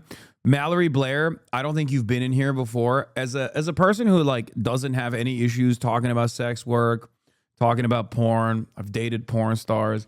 I have talked about this before. And Van Lathan, not Van Jones. I don't know why. Did I say Van Jones? Or did I just say Van? Did I just read it as Van? No, I genuinely don't appreciate it. I don't like it. I've tried because the ladies are so pretty. Okay. Oh, so pretty. Jav stars, very pretty. Okay. And I want to be into it. Okay. I can't because they are having straight up a bad time, dude. I don't know what it is. I don't know why. That's the market for it. I don't understand it. I will never understand it. It is so strange to me. I'm not trying to be a performative male at all. I promise you. Nah, you're right. It makes me feel so bad when they start crying and begging. Like, I don't even get to that point. I'm talking like because like when you watch porn, you want like both parties to be kind of good at it. And if they're worse than me, like I'm not watching that. You know what I mean? It immediately snaps me out of it where I'm like, come on, dude. You do not know how to lay down dick. You don't know how to eat pussy. There's way too much focus on licking nipples. It's like too weird. It's too like, you know, it just feels like you're trying to like hurt this person. You're not trying to like make them come. I don't like it. This used to be a family broadcast. I mean, yeah. Great intro to the Charlie video. Yeah. That wasn't me being a performative male. I just straight up believe that. He had been stripped of his position as top mod on r/livestream fail. I'm kind of at a loss for words here. I can't believe what I just watched was genuine and not a skit. But this seems authentic. What you picture in your head when you hear the term Reddit mod is exactly what you are about to see unfold in the flesh. The reason this mod just lost his position is because he was promoting a scam on the subreddit that he was the top mod for. Is Kaya alive? No, I killed her. I had to sacrifice her so that Reddit could also do one sacrifice in her stead. I sacrificed her life so that Stale 2000 would pay the ultimate penalty, the ultimate sacrifice, losing your top moderator position. Livestream fail. I made 2 videos covering this. It was the $1 Million Fan Show, which was paraded around as a $20 million reality television show for streamers' fans to sign up and even paid entry into it to compete for, $20 million prize purse. Turns out the whole thing was a load of baloney, as it appears everything has been wiped off the face of the planet. So some viewers paid money for actually nothing. They flushed it down the shitter, and agencies that brought this to streamers were left embarrassed. Most notably, Mythic Talent was the one that was named by some of the streamers as... I can't believe I'm the one who's saying this because my background is so busy, but I think Charlie might have too many action figures. Is this sacrilegious? Because they're all so cool, but it's getting a little busy. Clearly didn't listen to Trump on the $3 rule. Maybe 1, maybe 2, at most 3. No more than $3 per family this Christmas. As their agency that took them this deal, where seemingly no due diligence was done on behalf of Mythic to confirm whether or not this was even legitimate in the first place as a paid promotion.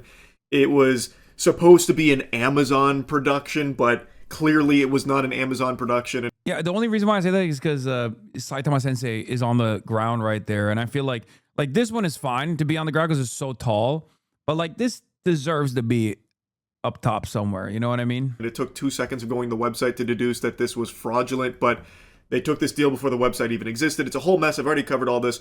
But Livestream Fail gets roped in because there was this inexplicable partnership that no one fully understood, where Million Dollar Fan was in bed with Livestream Fail, and the top mod of Livestream Fail made a post on the subreddit pinning it to try and get more suckers into it. And now this is his response after being fundamentally fired from his free position of Reddit janitor. Hello, Spez, Mr. CEO of Reddit. I hope you have received this public video that I have created and sent to you via your email.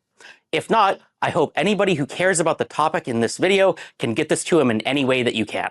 This video is about a topic of deadly seriousness, and that is of Reddit moderation and the state of your platform. Oh my god. This is Reddit's Manhattan Project right now. The moderators are rising up against the CEO of Reddit. I'm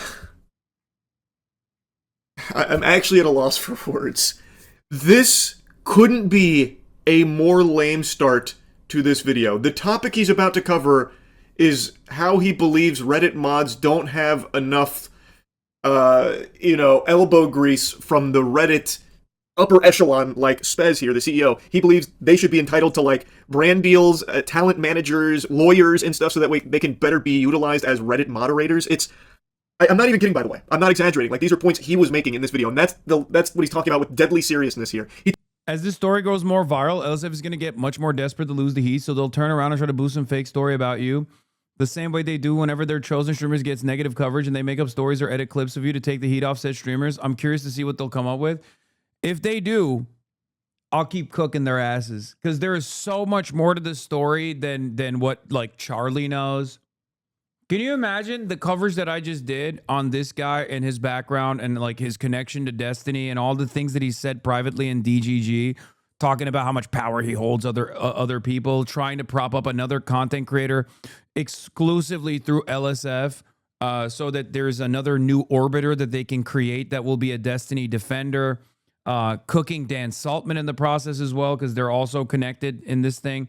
And then the person, the content creator that they tried to fucking create as like a new content creator that will defend Destiny without like being directly associated with Destiny, turns out to be a pedophile, drama champion in the way that Stale 2000 presented it. So obviously all of that stuff, I mean, good luck. Charlie's video is 36 minutes long, and he doesn't even mention Destiny despite knowing damn well, no, Charlie has no idea that this guy's a Destiny orbiter. What are you, crazy? Half of this chat doesn't know that. I barely even talk about this shit until today.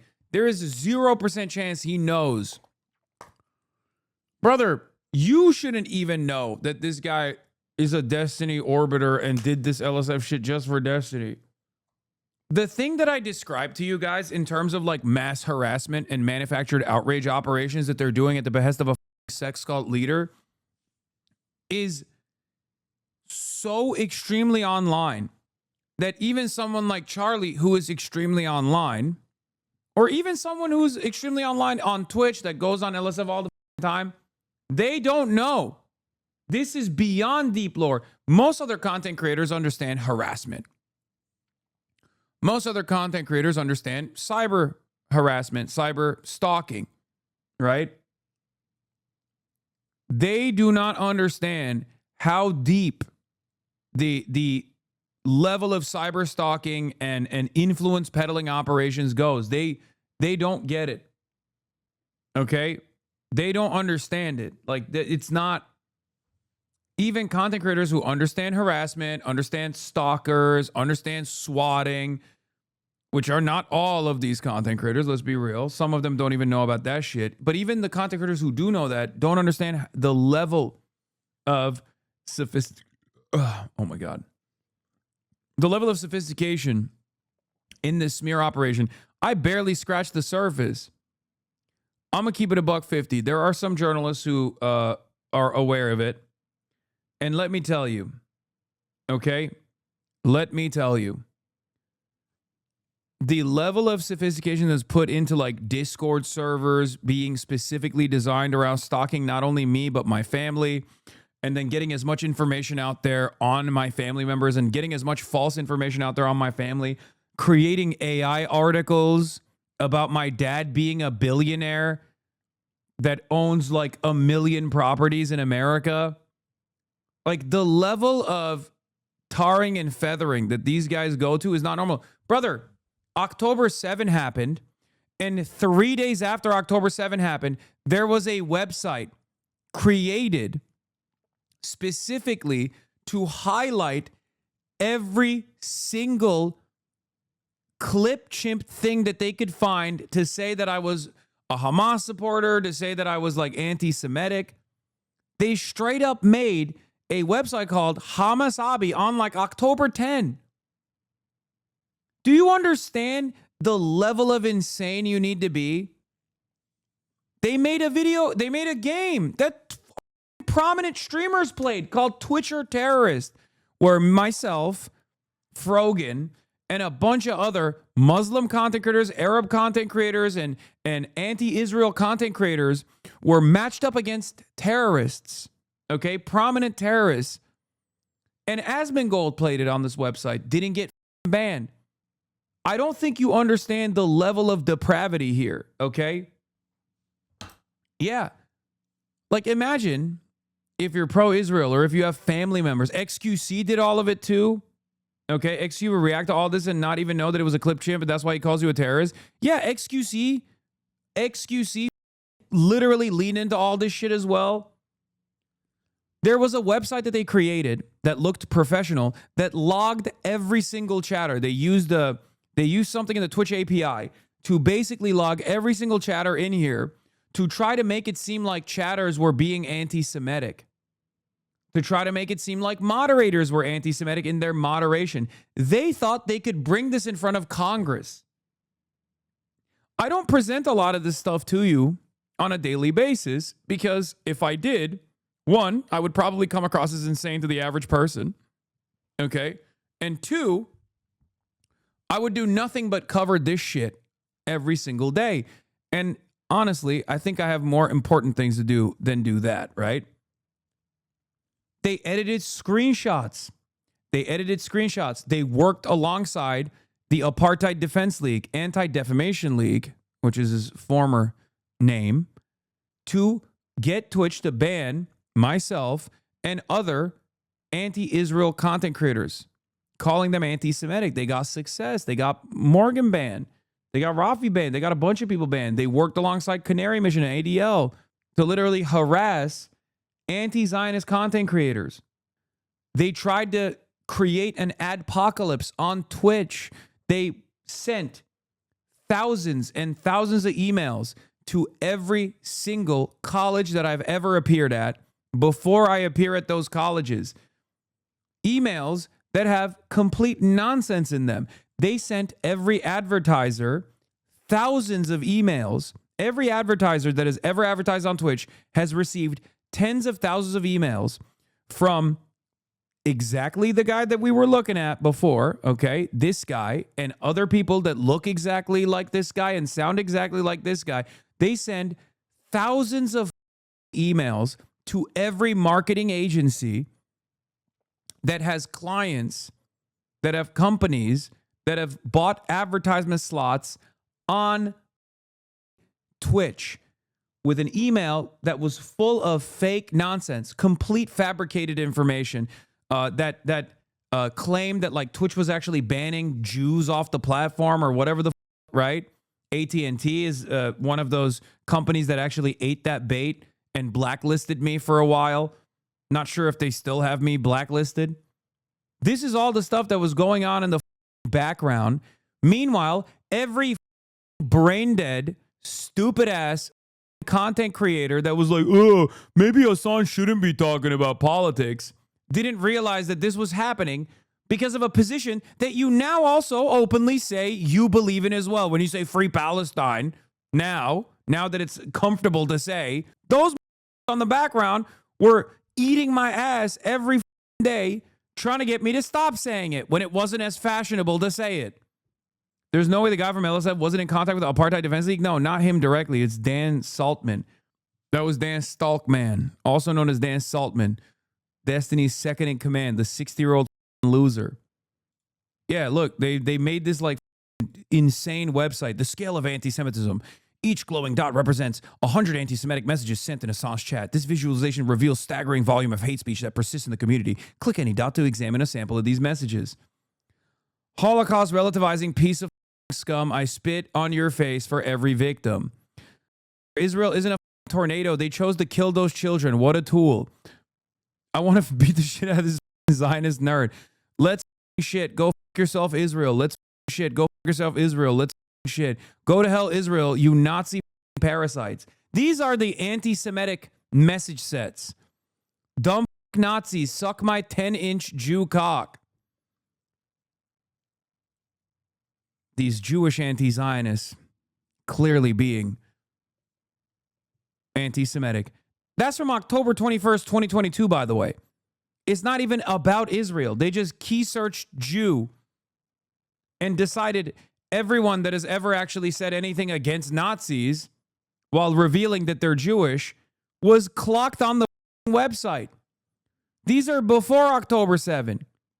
KegW, it's ridiculous. They have no shame at all as we see news every few months of bombing campaigns that Israel's doing and killing Palestinian citizens. Again, July 10th, 2023, before October 7. They are so gross, using the Jew suffering during the Holocaust to murder. This genocide, this Holocaust, the IDF. God, please save the Palestinians. Israel exit polls are out. Bibi is poised to come back. Wow, such anti-Semitism. Ethan Klein promoted this website. That's why it's ridiculous that these guys now have to turn around and be like, we were always anti-Israel. Come on now, Ethan Klein. That's why nobody believes you, Ethan Klein, when you say, oh, I'm always pro-Palestine, except for, I don't know, your remaining fans.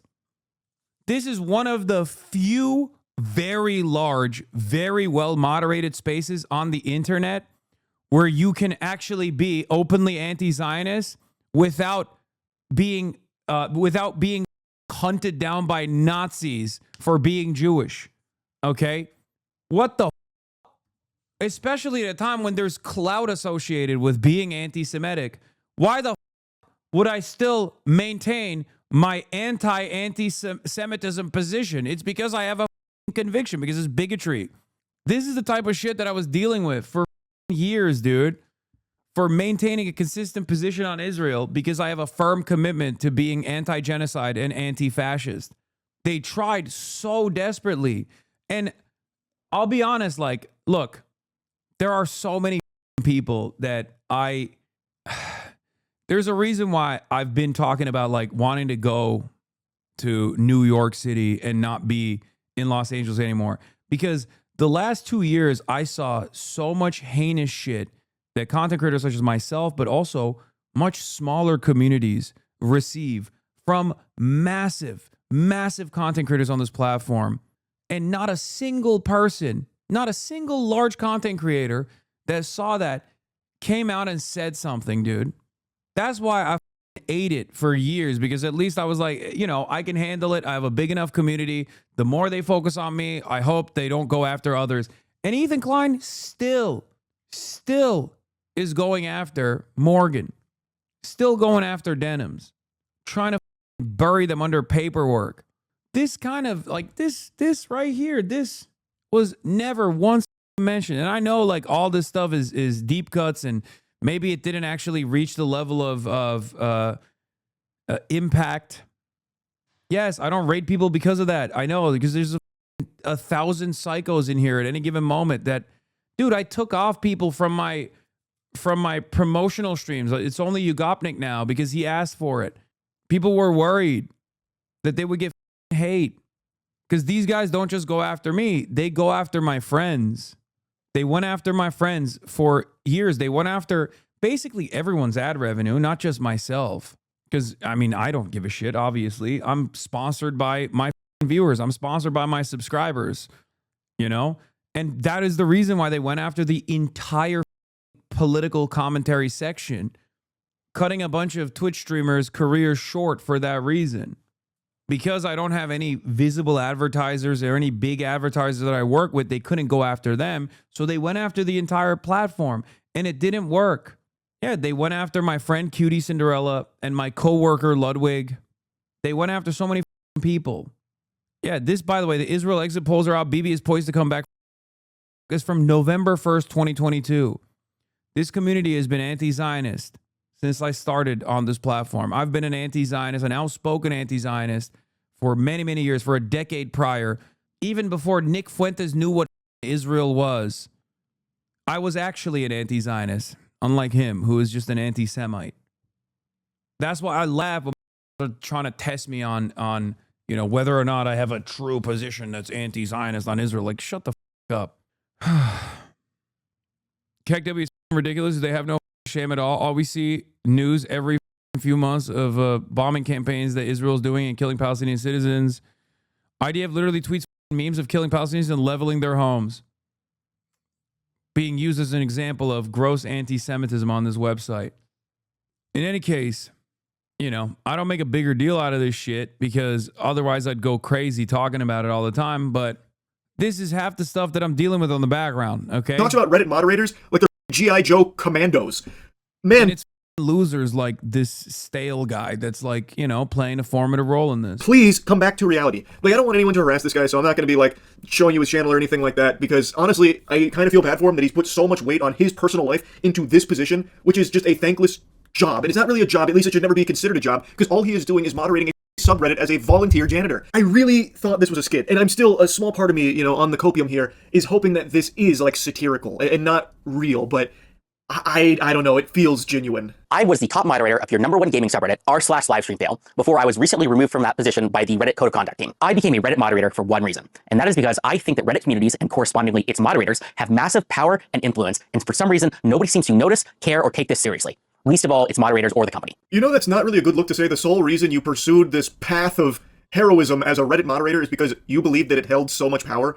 So you're basically just saying that you were power hungry and wanted to take this spot so that way you could feel powerful. He believes that Reddit communities and specifically Reddit moderators hold a strong level of sway and power, and that's why he became one himself. That I don't think is a good look, man. It's not even coming from like a place of passion or something for communities. He is literally saying he did it because he wanted to be strong. Come on.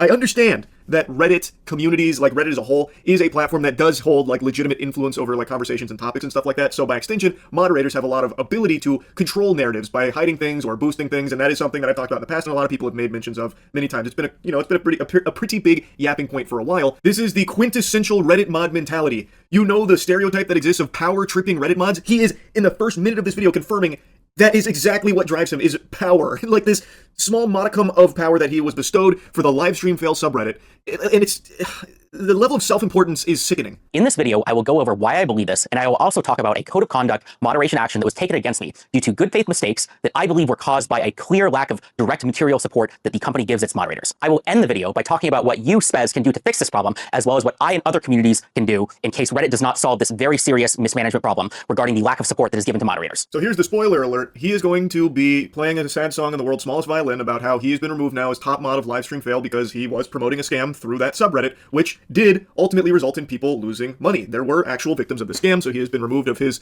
position at the top of the food chain on livestream fail, and he is now putting a decent chunk of that blame on Reddit itself for not giving him the tools to avoid this from happening. Like he, at a certain point, there's like a brief moment of self-awareness, like this lightning bolt of self-awareness where he's like, yeah, it was a little fishy. But then he like immediately pushes it onto Reddit like, but if Reddit had given me access to brand deals and lawyers, this probably wouldn't have happened. It's like, what the f*** are you talking about? You're a Reddit mod. Why would Reddit be giving you access to lawyers and brand deals and shit? That doesn't make sense. First, I will go over the code of conduct action and why I was removed as the top moderator of r/livestreamfail. This sounds like stupid internet drama, I know, but I'm going to talk about how this is a very clear example about how Reddit's mistakes causes very serious problems to Reddit's community and the company as a whole. It was your mistake, buddy. Spez wasn't behind you massaging your shoulders as you signed the deal with $1 Million Fan Show, which turned out to be a scam. He wasn't like the Sith Lord projecting into you, trying to convince you to go to the dark side to, sell out livestream fail. I'm sorry, I didn't know it was that bad. Just know that your commentary about Israel has helped inform my view for someone who works in politics and government. No, of course. That's why I do it. That's why there's a lot of there's unserious people in here, and then there's also serious people in here as well. And the reason why I do it, in spite of all of this shit, is because one, I believe in it, and two, you never know who you are going to influence. Okay, and listen, I'm gonna keep doing what I'm doing regardless. I just wanted you guys to understand like how insane things have been on the background. It doesn't necessarily impact me all that much. And I know that like even when I mention this kind of thing, what is this? Love how you leave the seat to react. Not sure how taking a shit plus reacting to video. Yeah, you got me. I was putting my dishes away. But the reason, what I was gonna say is like these guys have also like collaborated with congresspersons, you know, like this does have political impact to a certain degree. I mean, the impact is softened at this point, but like, you know, it is a political operation at the end of the day, because I am a political content creator at the end of the day, right? So there's that. And also from what I understand, like this guy Stale basically already like brought in a bunch of Destiny orbiters into the frame, and they're still controlling the LSF subreddit, which is why they deleted the video from the LSF subreddit when it was posted, and people were clowning on them. And I believe like Dan has already talked about in DGG chats how they still control the subreddit. To get more people hooked on $1 Million Fan Show. It was not the CEO of... What large creators did you want to speak out in your defense? Not even in my defense, but in defense of like Morgan and all these other content creators that have been banned. I wish that there were larger content creators like Charlie, Ludwig, like so many people at least like one of the different instances where they were like actively going after people like Morgan and them, and myself as well, to be like, hey guys, this is getting a little racist. Like, can we calm down? You're playing a game called Twitcher Terrorist. Like, what the, you know, it's crazy. Ethan was basically flexing what remains of his power as like a somewhat sizable content creator to destroy the lives and livelihood of so many smaller content creators, because he felt hurt that I made him feel bad, because I knew that people were eventually going to see the truth about Israel, and I was trying to warn him not to come across like a asshole. That's why I always stress the importance of like how much power you have with your voice when we are united, right? Because a lot of people saw the truth, but they were so scared. A lot of people saw the truth, but they were genuinely terrified of speaking out. And they were terrified of speaking out because they saw what happened to people that did speak out. Okay? Unfortunately, everyone just thinks you're a rage baiter. No, brother.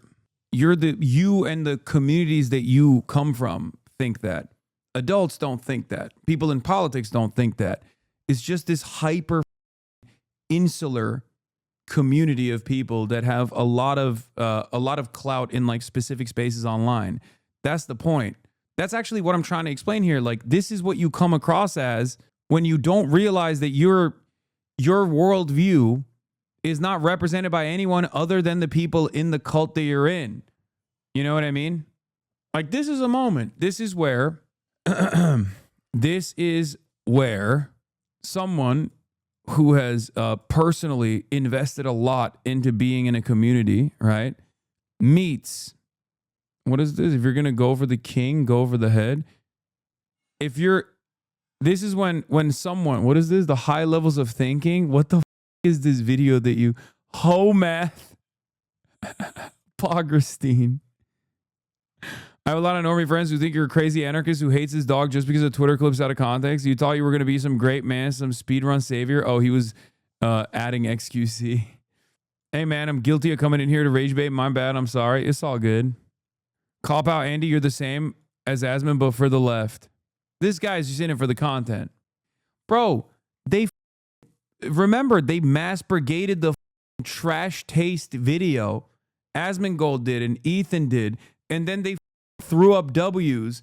And then the trash taste guys were like, yeah, actually, it's really up that we had Hasan on. We're so sorry. Like, I was getting blasted by homies. I was doing them a favor, and then they me. I mean, it's fine. Look, let bygones be bygones. It doesn't matter. You gotta You got to eat it sometimes. You know what I mean? You got to eat it sometimes. It is what it is. And also, I've talked to them since then, and I don't harbor any resentment or ill will, and neither should you. But at the time, I never really brought it up. But that was another instance where people were like, he's a terrorist. He's a terrorist. Why are you having a terrorist on? Nowadays, every single person that probably at the time was saying like, why did you have a terrorist on, is running around talking a big game about how much they love Palestine, free Palestine. You know what I mean? Because it's vibes based for a lot of these people. For a lot of fans out there, they treat this shit like it's a sport. They treat this shit like it's team sport. My favorite content creator was saying Hassan because he's a terrorist for the same positions that I now hold and maintain. You know, that's just what it is. Have any of those people apologized to you? Yes, they have. I just couldn't comprehend how these people wouldn't even talk about like what these guys were actively trying to do because it was around the issue of Israel. Okay? Because it was around the issue of Israel, and it was still the third rail for everyone that wanted to continue making money with big advertisers. So they did not want to say nothing about Israel. Okay? So the only people that were speaking were either the advocates and the activists on the streets or people like myself that were just like capable of eating it. And it didn't matter. They created an environment of fear. Okay? They created an environment of tremendous fear around anyone that would dare speak out about anything. This is how Israel was able to successfully basically successfully create like no pushback for the longest time until the dam broke because they couldn't do anything on TikTok. TikTok was far too independent. Stable Ronaldo has more viewers than you? Hell yeah. W Stable Ronaldo. It's my GOAT. I don't think you guys know this. I've been a Stable Ronaldo truther and defended him against Ninja many, many years ago. I've been there. I've seen the rise, I've seen the fall, and I've seen the rise again, you know? Unless he collabs with Aiden, yeah, that broke my heart, I'll be honest. But what are you going to do? He's young. That's perfect for LSF, which is about fun, crazy content about kind of live streaming gamers. If that isn't the stinkiest load of horseradish I've ever heard with that description of LSF. Do you go on your own subreddit? Have you ever been on your own subreddit? That's not what it is. That's not what you just described at all. That is the most blatant misrepresentation of that subreddit I've ever heard anyone try to squeak out. If this was Pinocchio, his nose would have just went Wumbo Insano style with that lie right there. Anyone who has ever visited LSF in the last, 7 years. He hasn't been a truther of you, though? What? I don't give a shit. Brother, what did I just tell you? What did I just tell you? I just explained to you the process of staying committed to my beliefs and then literally watching the entire community that I was a part of with massive content creators that I've known for years not say a single peep about all of the harassment that I was taking and also all the harassment that other people on the platform were taking for us being associated with me in some capacity. For 2 years, I just explained to you that I was eating it. Why the would I give a shit if Stable Ronaldo was like clip farming and said some shit, you know? Why? You think I care? I don't give a shit. I don't care. Will tell you it is not a subreddit for crazy, wacky clips of gaming and, stream fails or anything like that. I don't know why he's even trying that angle. Everyone knows that's not what that subreddit is. So when I heard about this, I was very excited. I immediately reached out to the organizers to see if we could set up some sort of a collaboration. This collaboration... Yeah, dude, because you're a gas bag, dude. You're just a mouth on Twitch. Well, this mouth was on your mother's pussy last night, and she wasn't just saying you're a mouth. She was saying you're a god. And then saying, oh God, I'm coming. That's what your mother was saying. You might have heard it from the other room. Also, I'm your stepdad now. No, I'm the father that stepped up. You're grounded. You're grounded. Raspberry roulade. would just be to get cool content on the subreddit. No, financial incentives, no moderators being paid, basically none of anything like that, just fun, cool stuff for the community in the subreddit. For collaborations, the first obvious thing that came to mind was how do we get their content on the subreddit? Either some superfans or some editors could clip some cool hype moment from the show and then post it to the subreddit. What? That's what happens already organically on every other stream. Why would this, a potential $20 million reality TV show, be any different? Obviously, things would already be being clipped and posted on the LSF subreddit. Why would you be reaching out about a collaboration to ensure that happens when you know for a fact it already would if this show ever actually existed in the first place? That doesn't make any sense to me at all. Like, trying to be extremely charitable here, maybe he was under the impression that this would be exclusive to Amazon Prime, thus they wouldn't have the rights to post it on LSF. But on the flip side of that coin, he said he heard about this from streamers, thus he would have known that it was going to be streamed on Twitch in the first place, thus it would still be clippable for LSF. That's just business as usual. I don't know why he would reach out about a collaboration to do what was already no doubt going to be done already. It just, that doesn't pass the smell test. I don't understand. But I also had a stretch goal, and that was, what if LSF could be part of the show in some way? I don't know, there could be like a LSF-themed best clip contest. Like, contestants compete in one of the kind of small challenges, they make the best clip, and then somebody kind of wins a prize at the end. It was a stretch goal, though. Why, though? LSF best clip is just the best clip from the event. Why does LSF's name need to be attached to it? This guy is treating Livestream Fail like it's his personal brand. Like, this is his baby, this is his product. So all the clips that hit LSF are actually Top Mods clips as well. I just don't even get this stretch goal here. I think he just wanted LSF's name out there more because it gives him more power in some capacity, because this is totally useless. Again, whatever would win best clip would just be someone else's content. There doesn't necessitate a Livestream Fails shout out there for some reason. Like, even if they were the ones that were like hosting votes on what the best clip is, who gives a that could have been anything and anyone where people like the actual communities would vote on it, not just his subreddit. Anyway, though, he goes on to explain that they accepted this proposal. He was super hype about it because it meant this was a big moment for the subreddit, and he even made a mention that he believed he could turn this into even more opportunities for the subreddit going further. It is crazy how radically honest he is about how much power he thinks he has, by the way, by controlling this subreddit. Respect for him to be respect for Stale 1000 for being such an unfuckable loser and so transparent about it. Calling it into even more LSF prominence. So we quickly worked to make an announcement together, and I posted it the next day.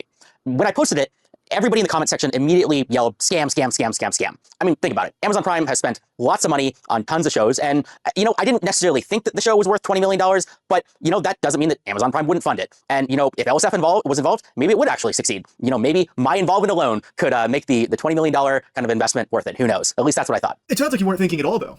Why would Amazon be spending $20 million on like 8 streamers and their fans on Twitch and only a $5 million grand prize for Mr. Beast?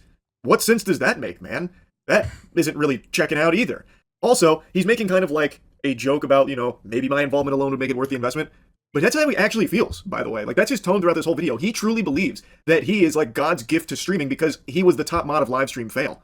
It is a very scary mentality to have, and I do genuinely feel bad for him that he has poisoned his own brain to this level, deluded himself into thinking that him being a top mod on a subreddit was something of significance and something of brand importance.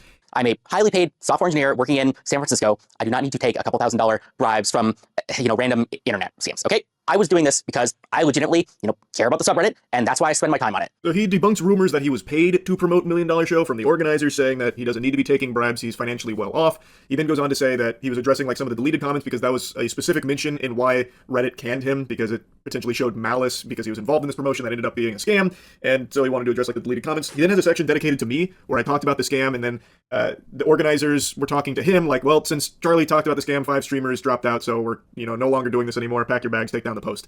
And then he says I didn't do enough research on it because I didn't reach out to him or the organizers. But beyond that, it doesn't seem like he did much research. I don't think that he reached out to any of the organizers. He certainly didn't reach out to me. And I mean, I don't know if he reached out to Mythic Talent or any of the streamers. Oh my God, this guy is someone's coworker, bro. There's a separate group chat where they talk exclusively about him. Oh my God, that separate group chat is going to see this video. Oh my God, because Charlie is the coworker champion, right? Oh my God. If he actually does work, I assume he must be working from home. There's 0% chance that he's this looks like he hasn't been socialized properly. This is gonna make it to the Slack channel though, for sure. Coworkers are going crazy mode about the weird guy that they knew was exactly like this. And that important point is that nothing in this situation has yet to be definitively proven as a scam. I repeat, there is no definitive, at least public information yet, that anything fraudulent, malicious, or illegal has happened in the situation. Brother, your level of research was cold calling the organization dick in hand, begging to be associated with them, and then that was the extent of it, because apparently you heard one of the streamers promote it. And yet he's going to be causing a hubbub because I didn't reach out to him for his perspective. Brother, I didn't even really talk about you in my video, just that you were associated with this shit, roped into the same scam that they were. And for what it's worth, if you watch the video, you would know I did get in contact with 2 agencies, one of which got the exact same contracts that Mythic did and got information on that, as well as getting one of the actual offers that Mythic was taking to the streamers. So I was very well familiarized. Did more research for this one than reach out to me with the Kayagate shit. Anyway, whatever. With everything that was unfolding behind the scenes. And again, it doesn't take a super sleuth to go to their website and see that it's just barnacles, man. One of their partners didn't even exist. There was no website and no business. Their about section was AI generated mumbo jumbo. Every single paragraph ended in triplets and also had the telltale sign of it's not this, it's this, over and over and over again. Their first image on their site was literally an AI generated mansion, and he mentions that in this video, but then goes on to say shamelessly that there's no definitive proof that this was ever a scam in the first place. That's a wild statement. Why don't you ask the people who spent money on this how they feel? Do they feel like they got their money's worth? Did they get the product they paid for? I imagine not, because this event is not even potentially in the cards and doesn't seem like it ever was to begin with, man. Their socials are removed. The website is down. Amazon hasn't made a peep about it. From what I've heard, the agencies are pissed about this. All signs point to this being a scam. Like, any sane, sensible person would look at all of this evidence and reach the same conclusion that this was horseradish. I don't know why he's trying to present something otherwise now. The only confirmed things that we have right now is that I guess there was a website, looked a little weird, there was some bad publicity, everybody called it a scam, and then a bunch of streamers dropped out, and then the event got canceled, and everybody got refunded. None of this is illegal. None of this is proved to be a scam, at least yet. Maybe I'll eat these words. Brother, you're eating your own cock right now. What are you talking about? And then everyone claps. Like, this is just fanfic. Where are you getting this information? There was an explicit no refund policy on their website baked into it. It was very boldly stated there are no refunds once you make these purchases. Who got a refund? I haven't seen anyone, posting receipts of getting a refund from the money they spent on this. Where are you getting that information from? That's a genuine question. Maybe he's seeing things that I'm not seeing somewhere. Because I even looked into it after he made this video, wondering like, whoa, they refunded? That's pretty surprising. I can't find any proof of that. I would love to see where he found that. It's funny that he thought LSF would be key in promoting the clips of the scam to show millions of people. The only things that get more than 2,000 views on the Reddit is drama, and the only drama that can break 10K views is clips of you. The clips from the scam show would at most get 200 views, 10 upvotes, and maybe 1 comment, all because of the way he designed the sub to only care about you. Yeah, ironically enough, because LSF for like the last 3 years have by force been turned into a fuck Hasan subreddit that like it's no longer an organic audience. It only works if you actually base boost a drama post from the start, and then it reaches like all these other subreddits, and then people turn around and go, well, yeah, what the fuck is wrong with this guy? Yeah, you know what? This guy does suck. That's it. That's the only way. When it goes viral and LSF, it gets pushed into popular. I think that's why they thought it would be useful. No, that's what I'm saying, but it's not going to get pushed into popular if it's not something being like Hasan kills his dog with a gun, shoots her in the face, and then it's just me doing this and my dog is just behind me. You know what I mean? I can't even move my shoulders without clipping it and being like, oh, you see, we got him again, boys. It's like, he and the septic tank sub deserve to be shit on for this, but why is no one mentioning Mythic Talent being involved, like the Extra Emily thing, and telling her to post about it in her Discord? No, I know. Really not a secret or very surprising. I got removed directly for the post that I pinned to the top of the subreddit related to the game show or supposed and alleged scam, as well as kind of for deleting comments that were kind of critical of it. I also want to make a comment about kind of the Reddit Code of Conduct team as a whole. Reddit has all this flowery language about how kind of the Code of Conduct team is not here to punish you. It's kind of here to get you to act in good faith. It's here to kind of give you second chances and warnings and all. Dan Stalkman tried to come for Extra Emily 2 to deflect. Yeah, I don't know why he did that. That's so stupid that you only elevated the scam further. Yes, I know he was a software engineer for Twitch from 2017 to 2021. I know. And then he left Twitch. They just did it on LSF right now. Wait, shut the fuck up. Ain't no way. Stop. Live stream fail. Let's see. New. Hasan begs Reddit to take action against the LSF and H3H2 subreddits for the endless harassment they've brought to the streaming community, his friends, and himself. 2 awards, 300 upvotes. Shock collar hearts. I love that they are like, yeah, no, we are back to business, actually. Let's see what people are saying. Is he going to ask Reddit to handle the snark subs, or is that suddenly out of his control? He's going to pull a pizza cake if anyone even mentions his name. What the fuck is a pizza cake? There are like 3 H3 snark subreddits and they all have pretty big following. I don't believe there's a single Hasan snark subreddit, but I think the existence of those subreddits are disgusting and should be banned on site. Kai is so powerful she broke out of the echo chamber. She's almost free. We have almost done it. Hasan hosted Bad Empanada on his streams, by the way. Wow, I'm semi-famous and people don't like me. Wow. Literally awards for all of these posts.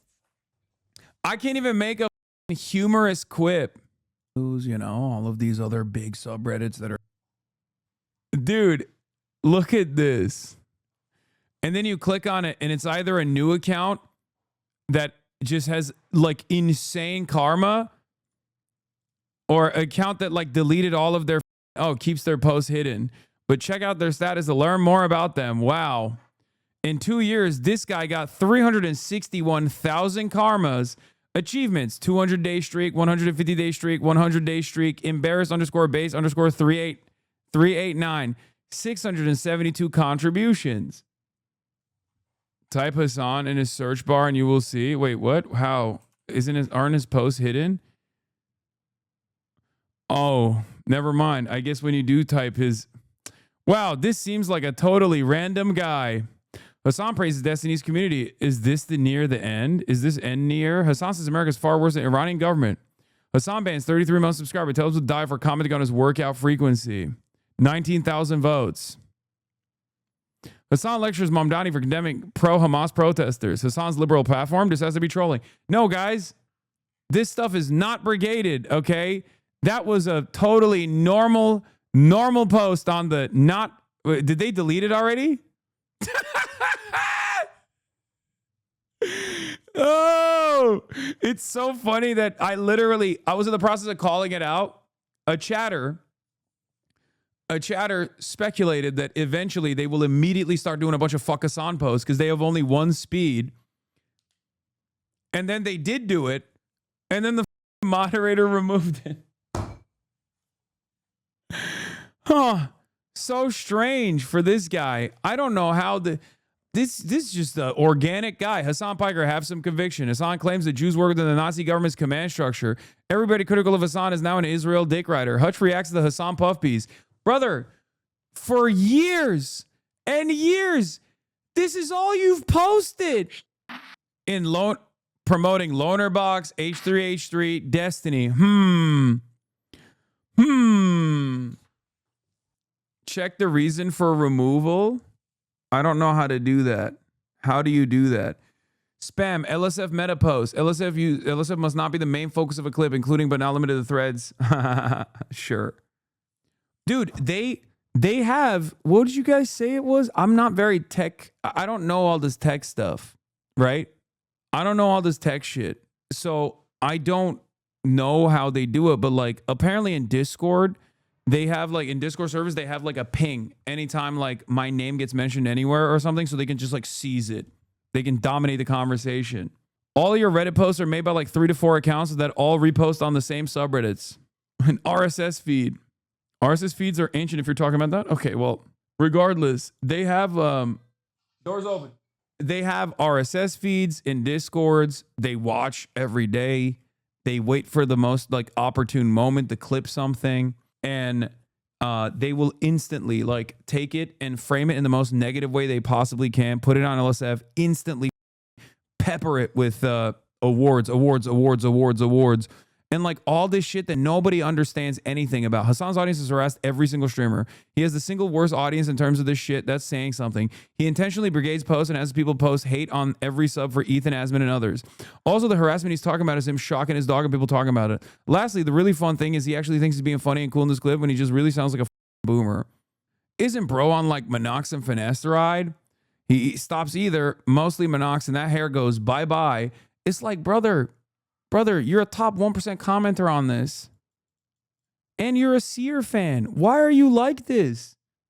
Your favorite content creators are friends of mine.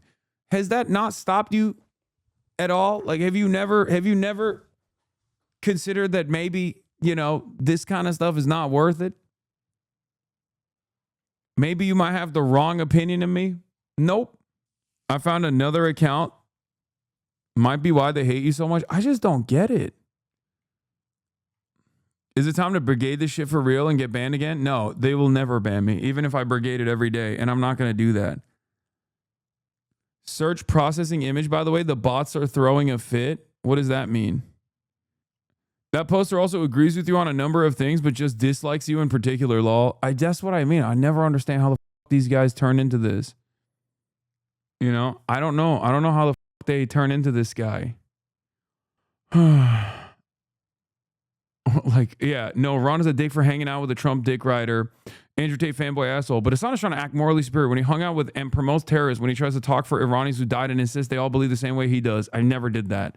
More importantly, he's accusing Ronaldo of hanging out with Ed in a clout chase when Hassan is a huge clout chasing freak. That wasn't what Ronaldo was doing. Him being friends with actual assholes is an issue, but it's still not clout chasing.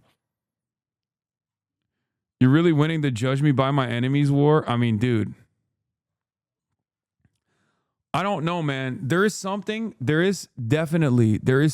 going on with, like, it's my fault. It has to be my fault. But I bring a very strange vibe to the party that people really, like, once it hits their frequency, it breaks their brains a little bit, and they spend, it causes them to spend every waking moment anywhere they are hating on me. And I don't know what it is. I don't know what it is at all, but it's like the most obsessive. Like, I often joke and I say, like, I'm the first victim, the first male victim of being objectified. I mean, it's happened a bunch of times. It's happened with, like, a bunch of content creators. It's happened with, I guess I'm not the best judge of character. That's probably part of it. Because, like, it's not, with Ethan, it's not specific to just me. He does it with, like, his other former podcast co-host, Trisha Paytas, as well. And he has, like, a familial relationship with him, or her, sorry. And he still does it. By the way, I told you about the Twitter clip page botting likes early on your clips last time. They're doing it again. 1K likes instantly while the Twitter views say the same. Which Twitter clip page is doing that? Terry. I literally think it's just because you're the biggest socialist content creator and the manufactured outrage was originally created for that reason, whether or not most people hate you for that reason today. FD had a great point. I got a relevant FD clip for you today. Hassan's problem. Hassan should have never had a show with Ethan Klein. Ever. Okay, facts. It's true. That's true. It's because they think you're a woke scold of their favorite content creators from Clip Chimps. Oh, that's probably it. It's ironic because I'm the least woke scold in the entire left orbit.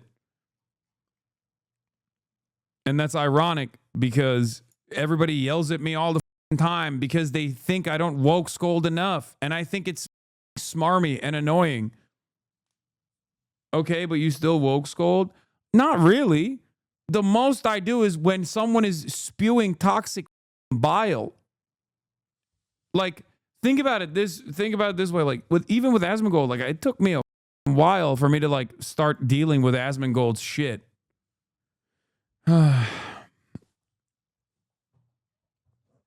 Woke scolding is when you get mad at someone for, like, a minor inconvenience or something that's, like, not a major problem, and refuse to assume that someone has the capabilities of changing, right? If anything, I'm far too charitable. And also, I do maintain as a primary principle, no woke scolding as a rule. Like, that's something that I'm committed to and have been committed to. Because I understand that most people come at issues with a fundamental lack of knowledge, right? And that everyone has the capacity to change. Everyone has the capacity to become a better version of themselves. Everyone has the capacity to learn from their mistakes and not repeat them, right? That's something that I believe.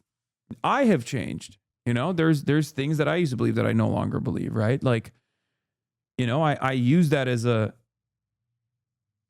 motivation. I use it as proof that you too can change. And plenty of people in this community have changed over time.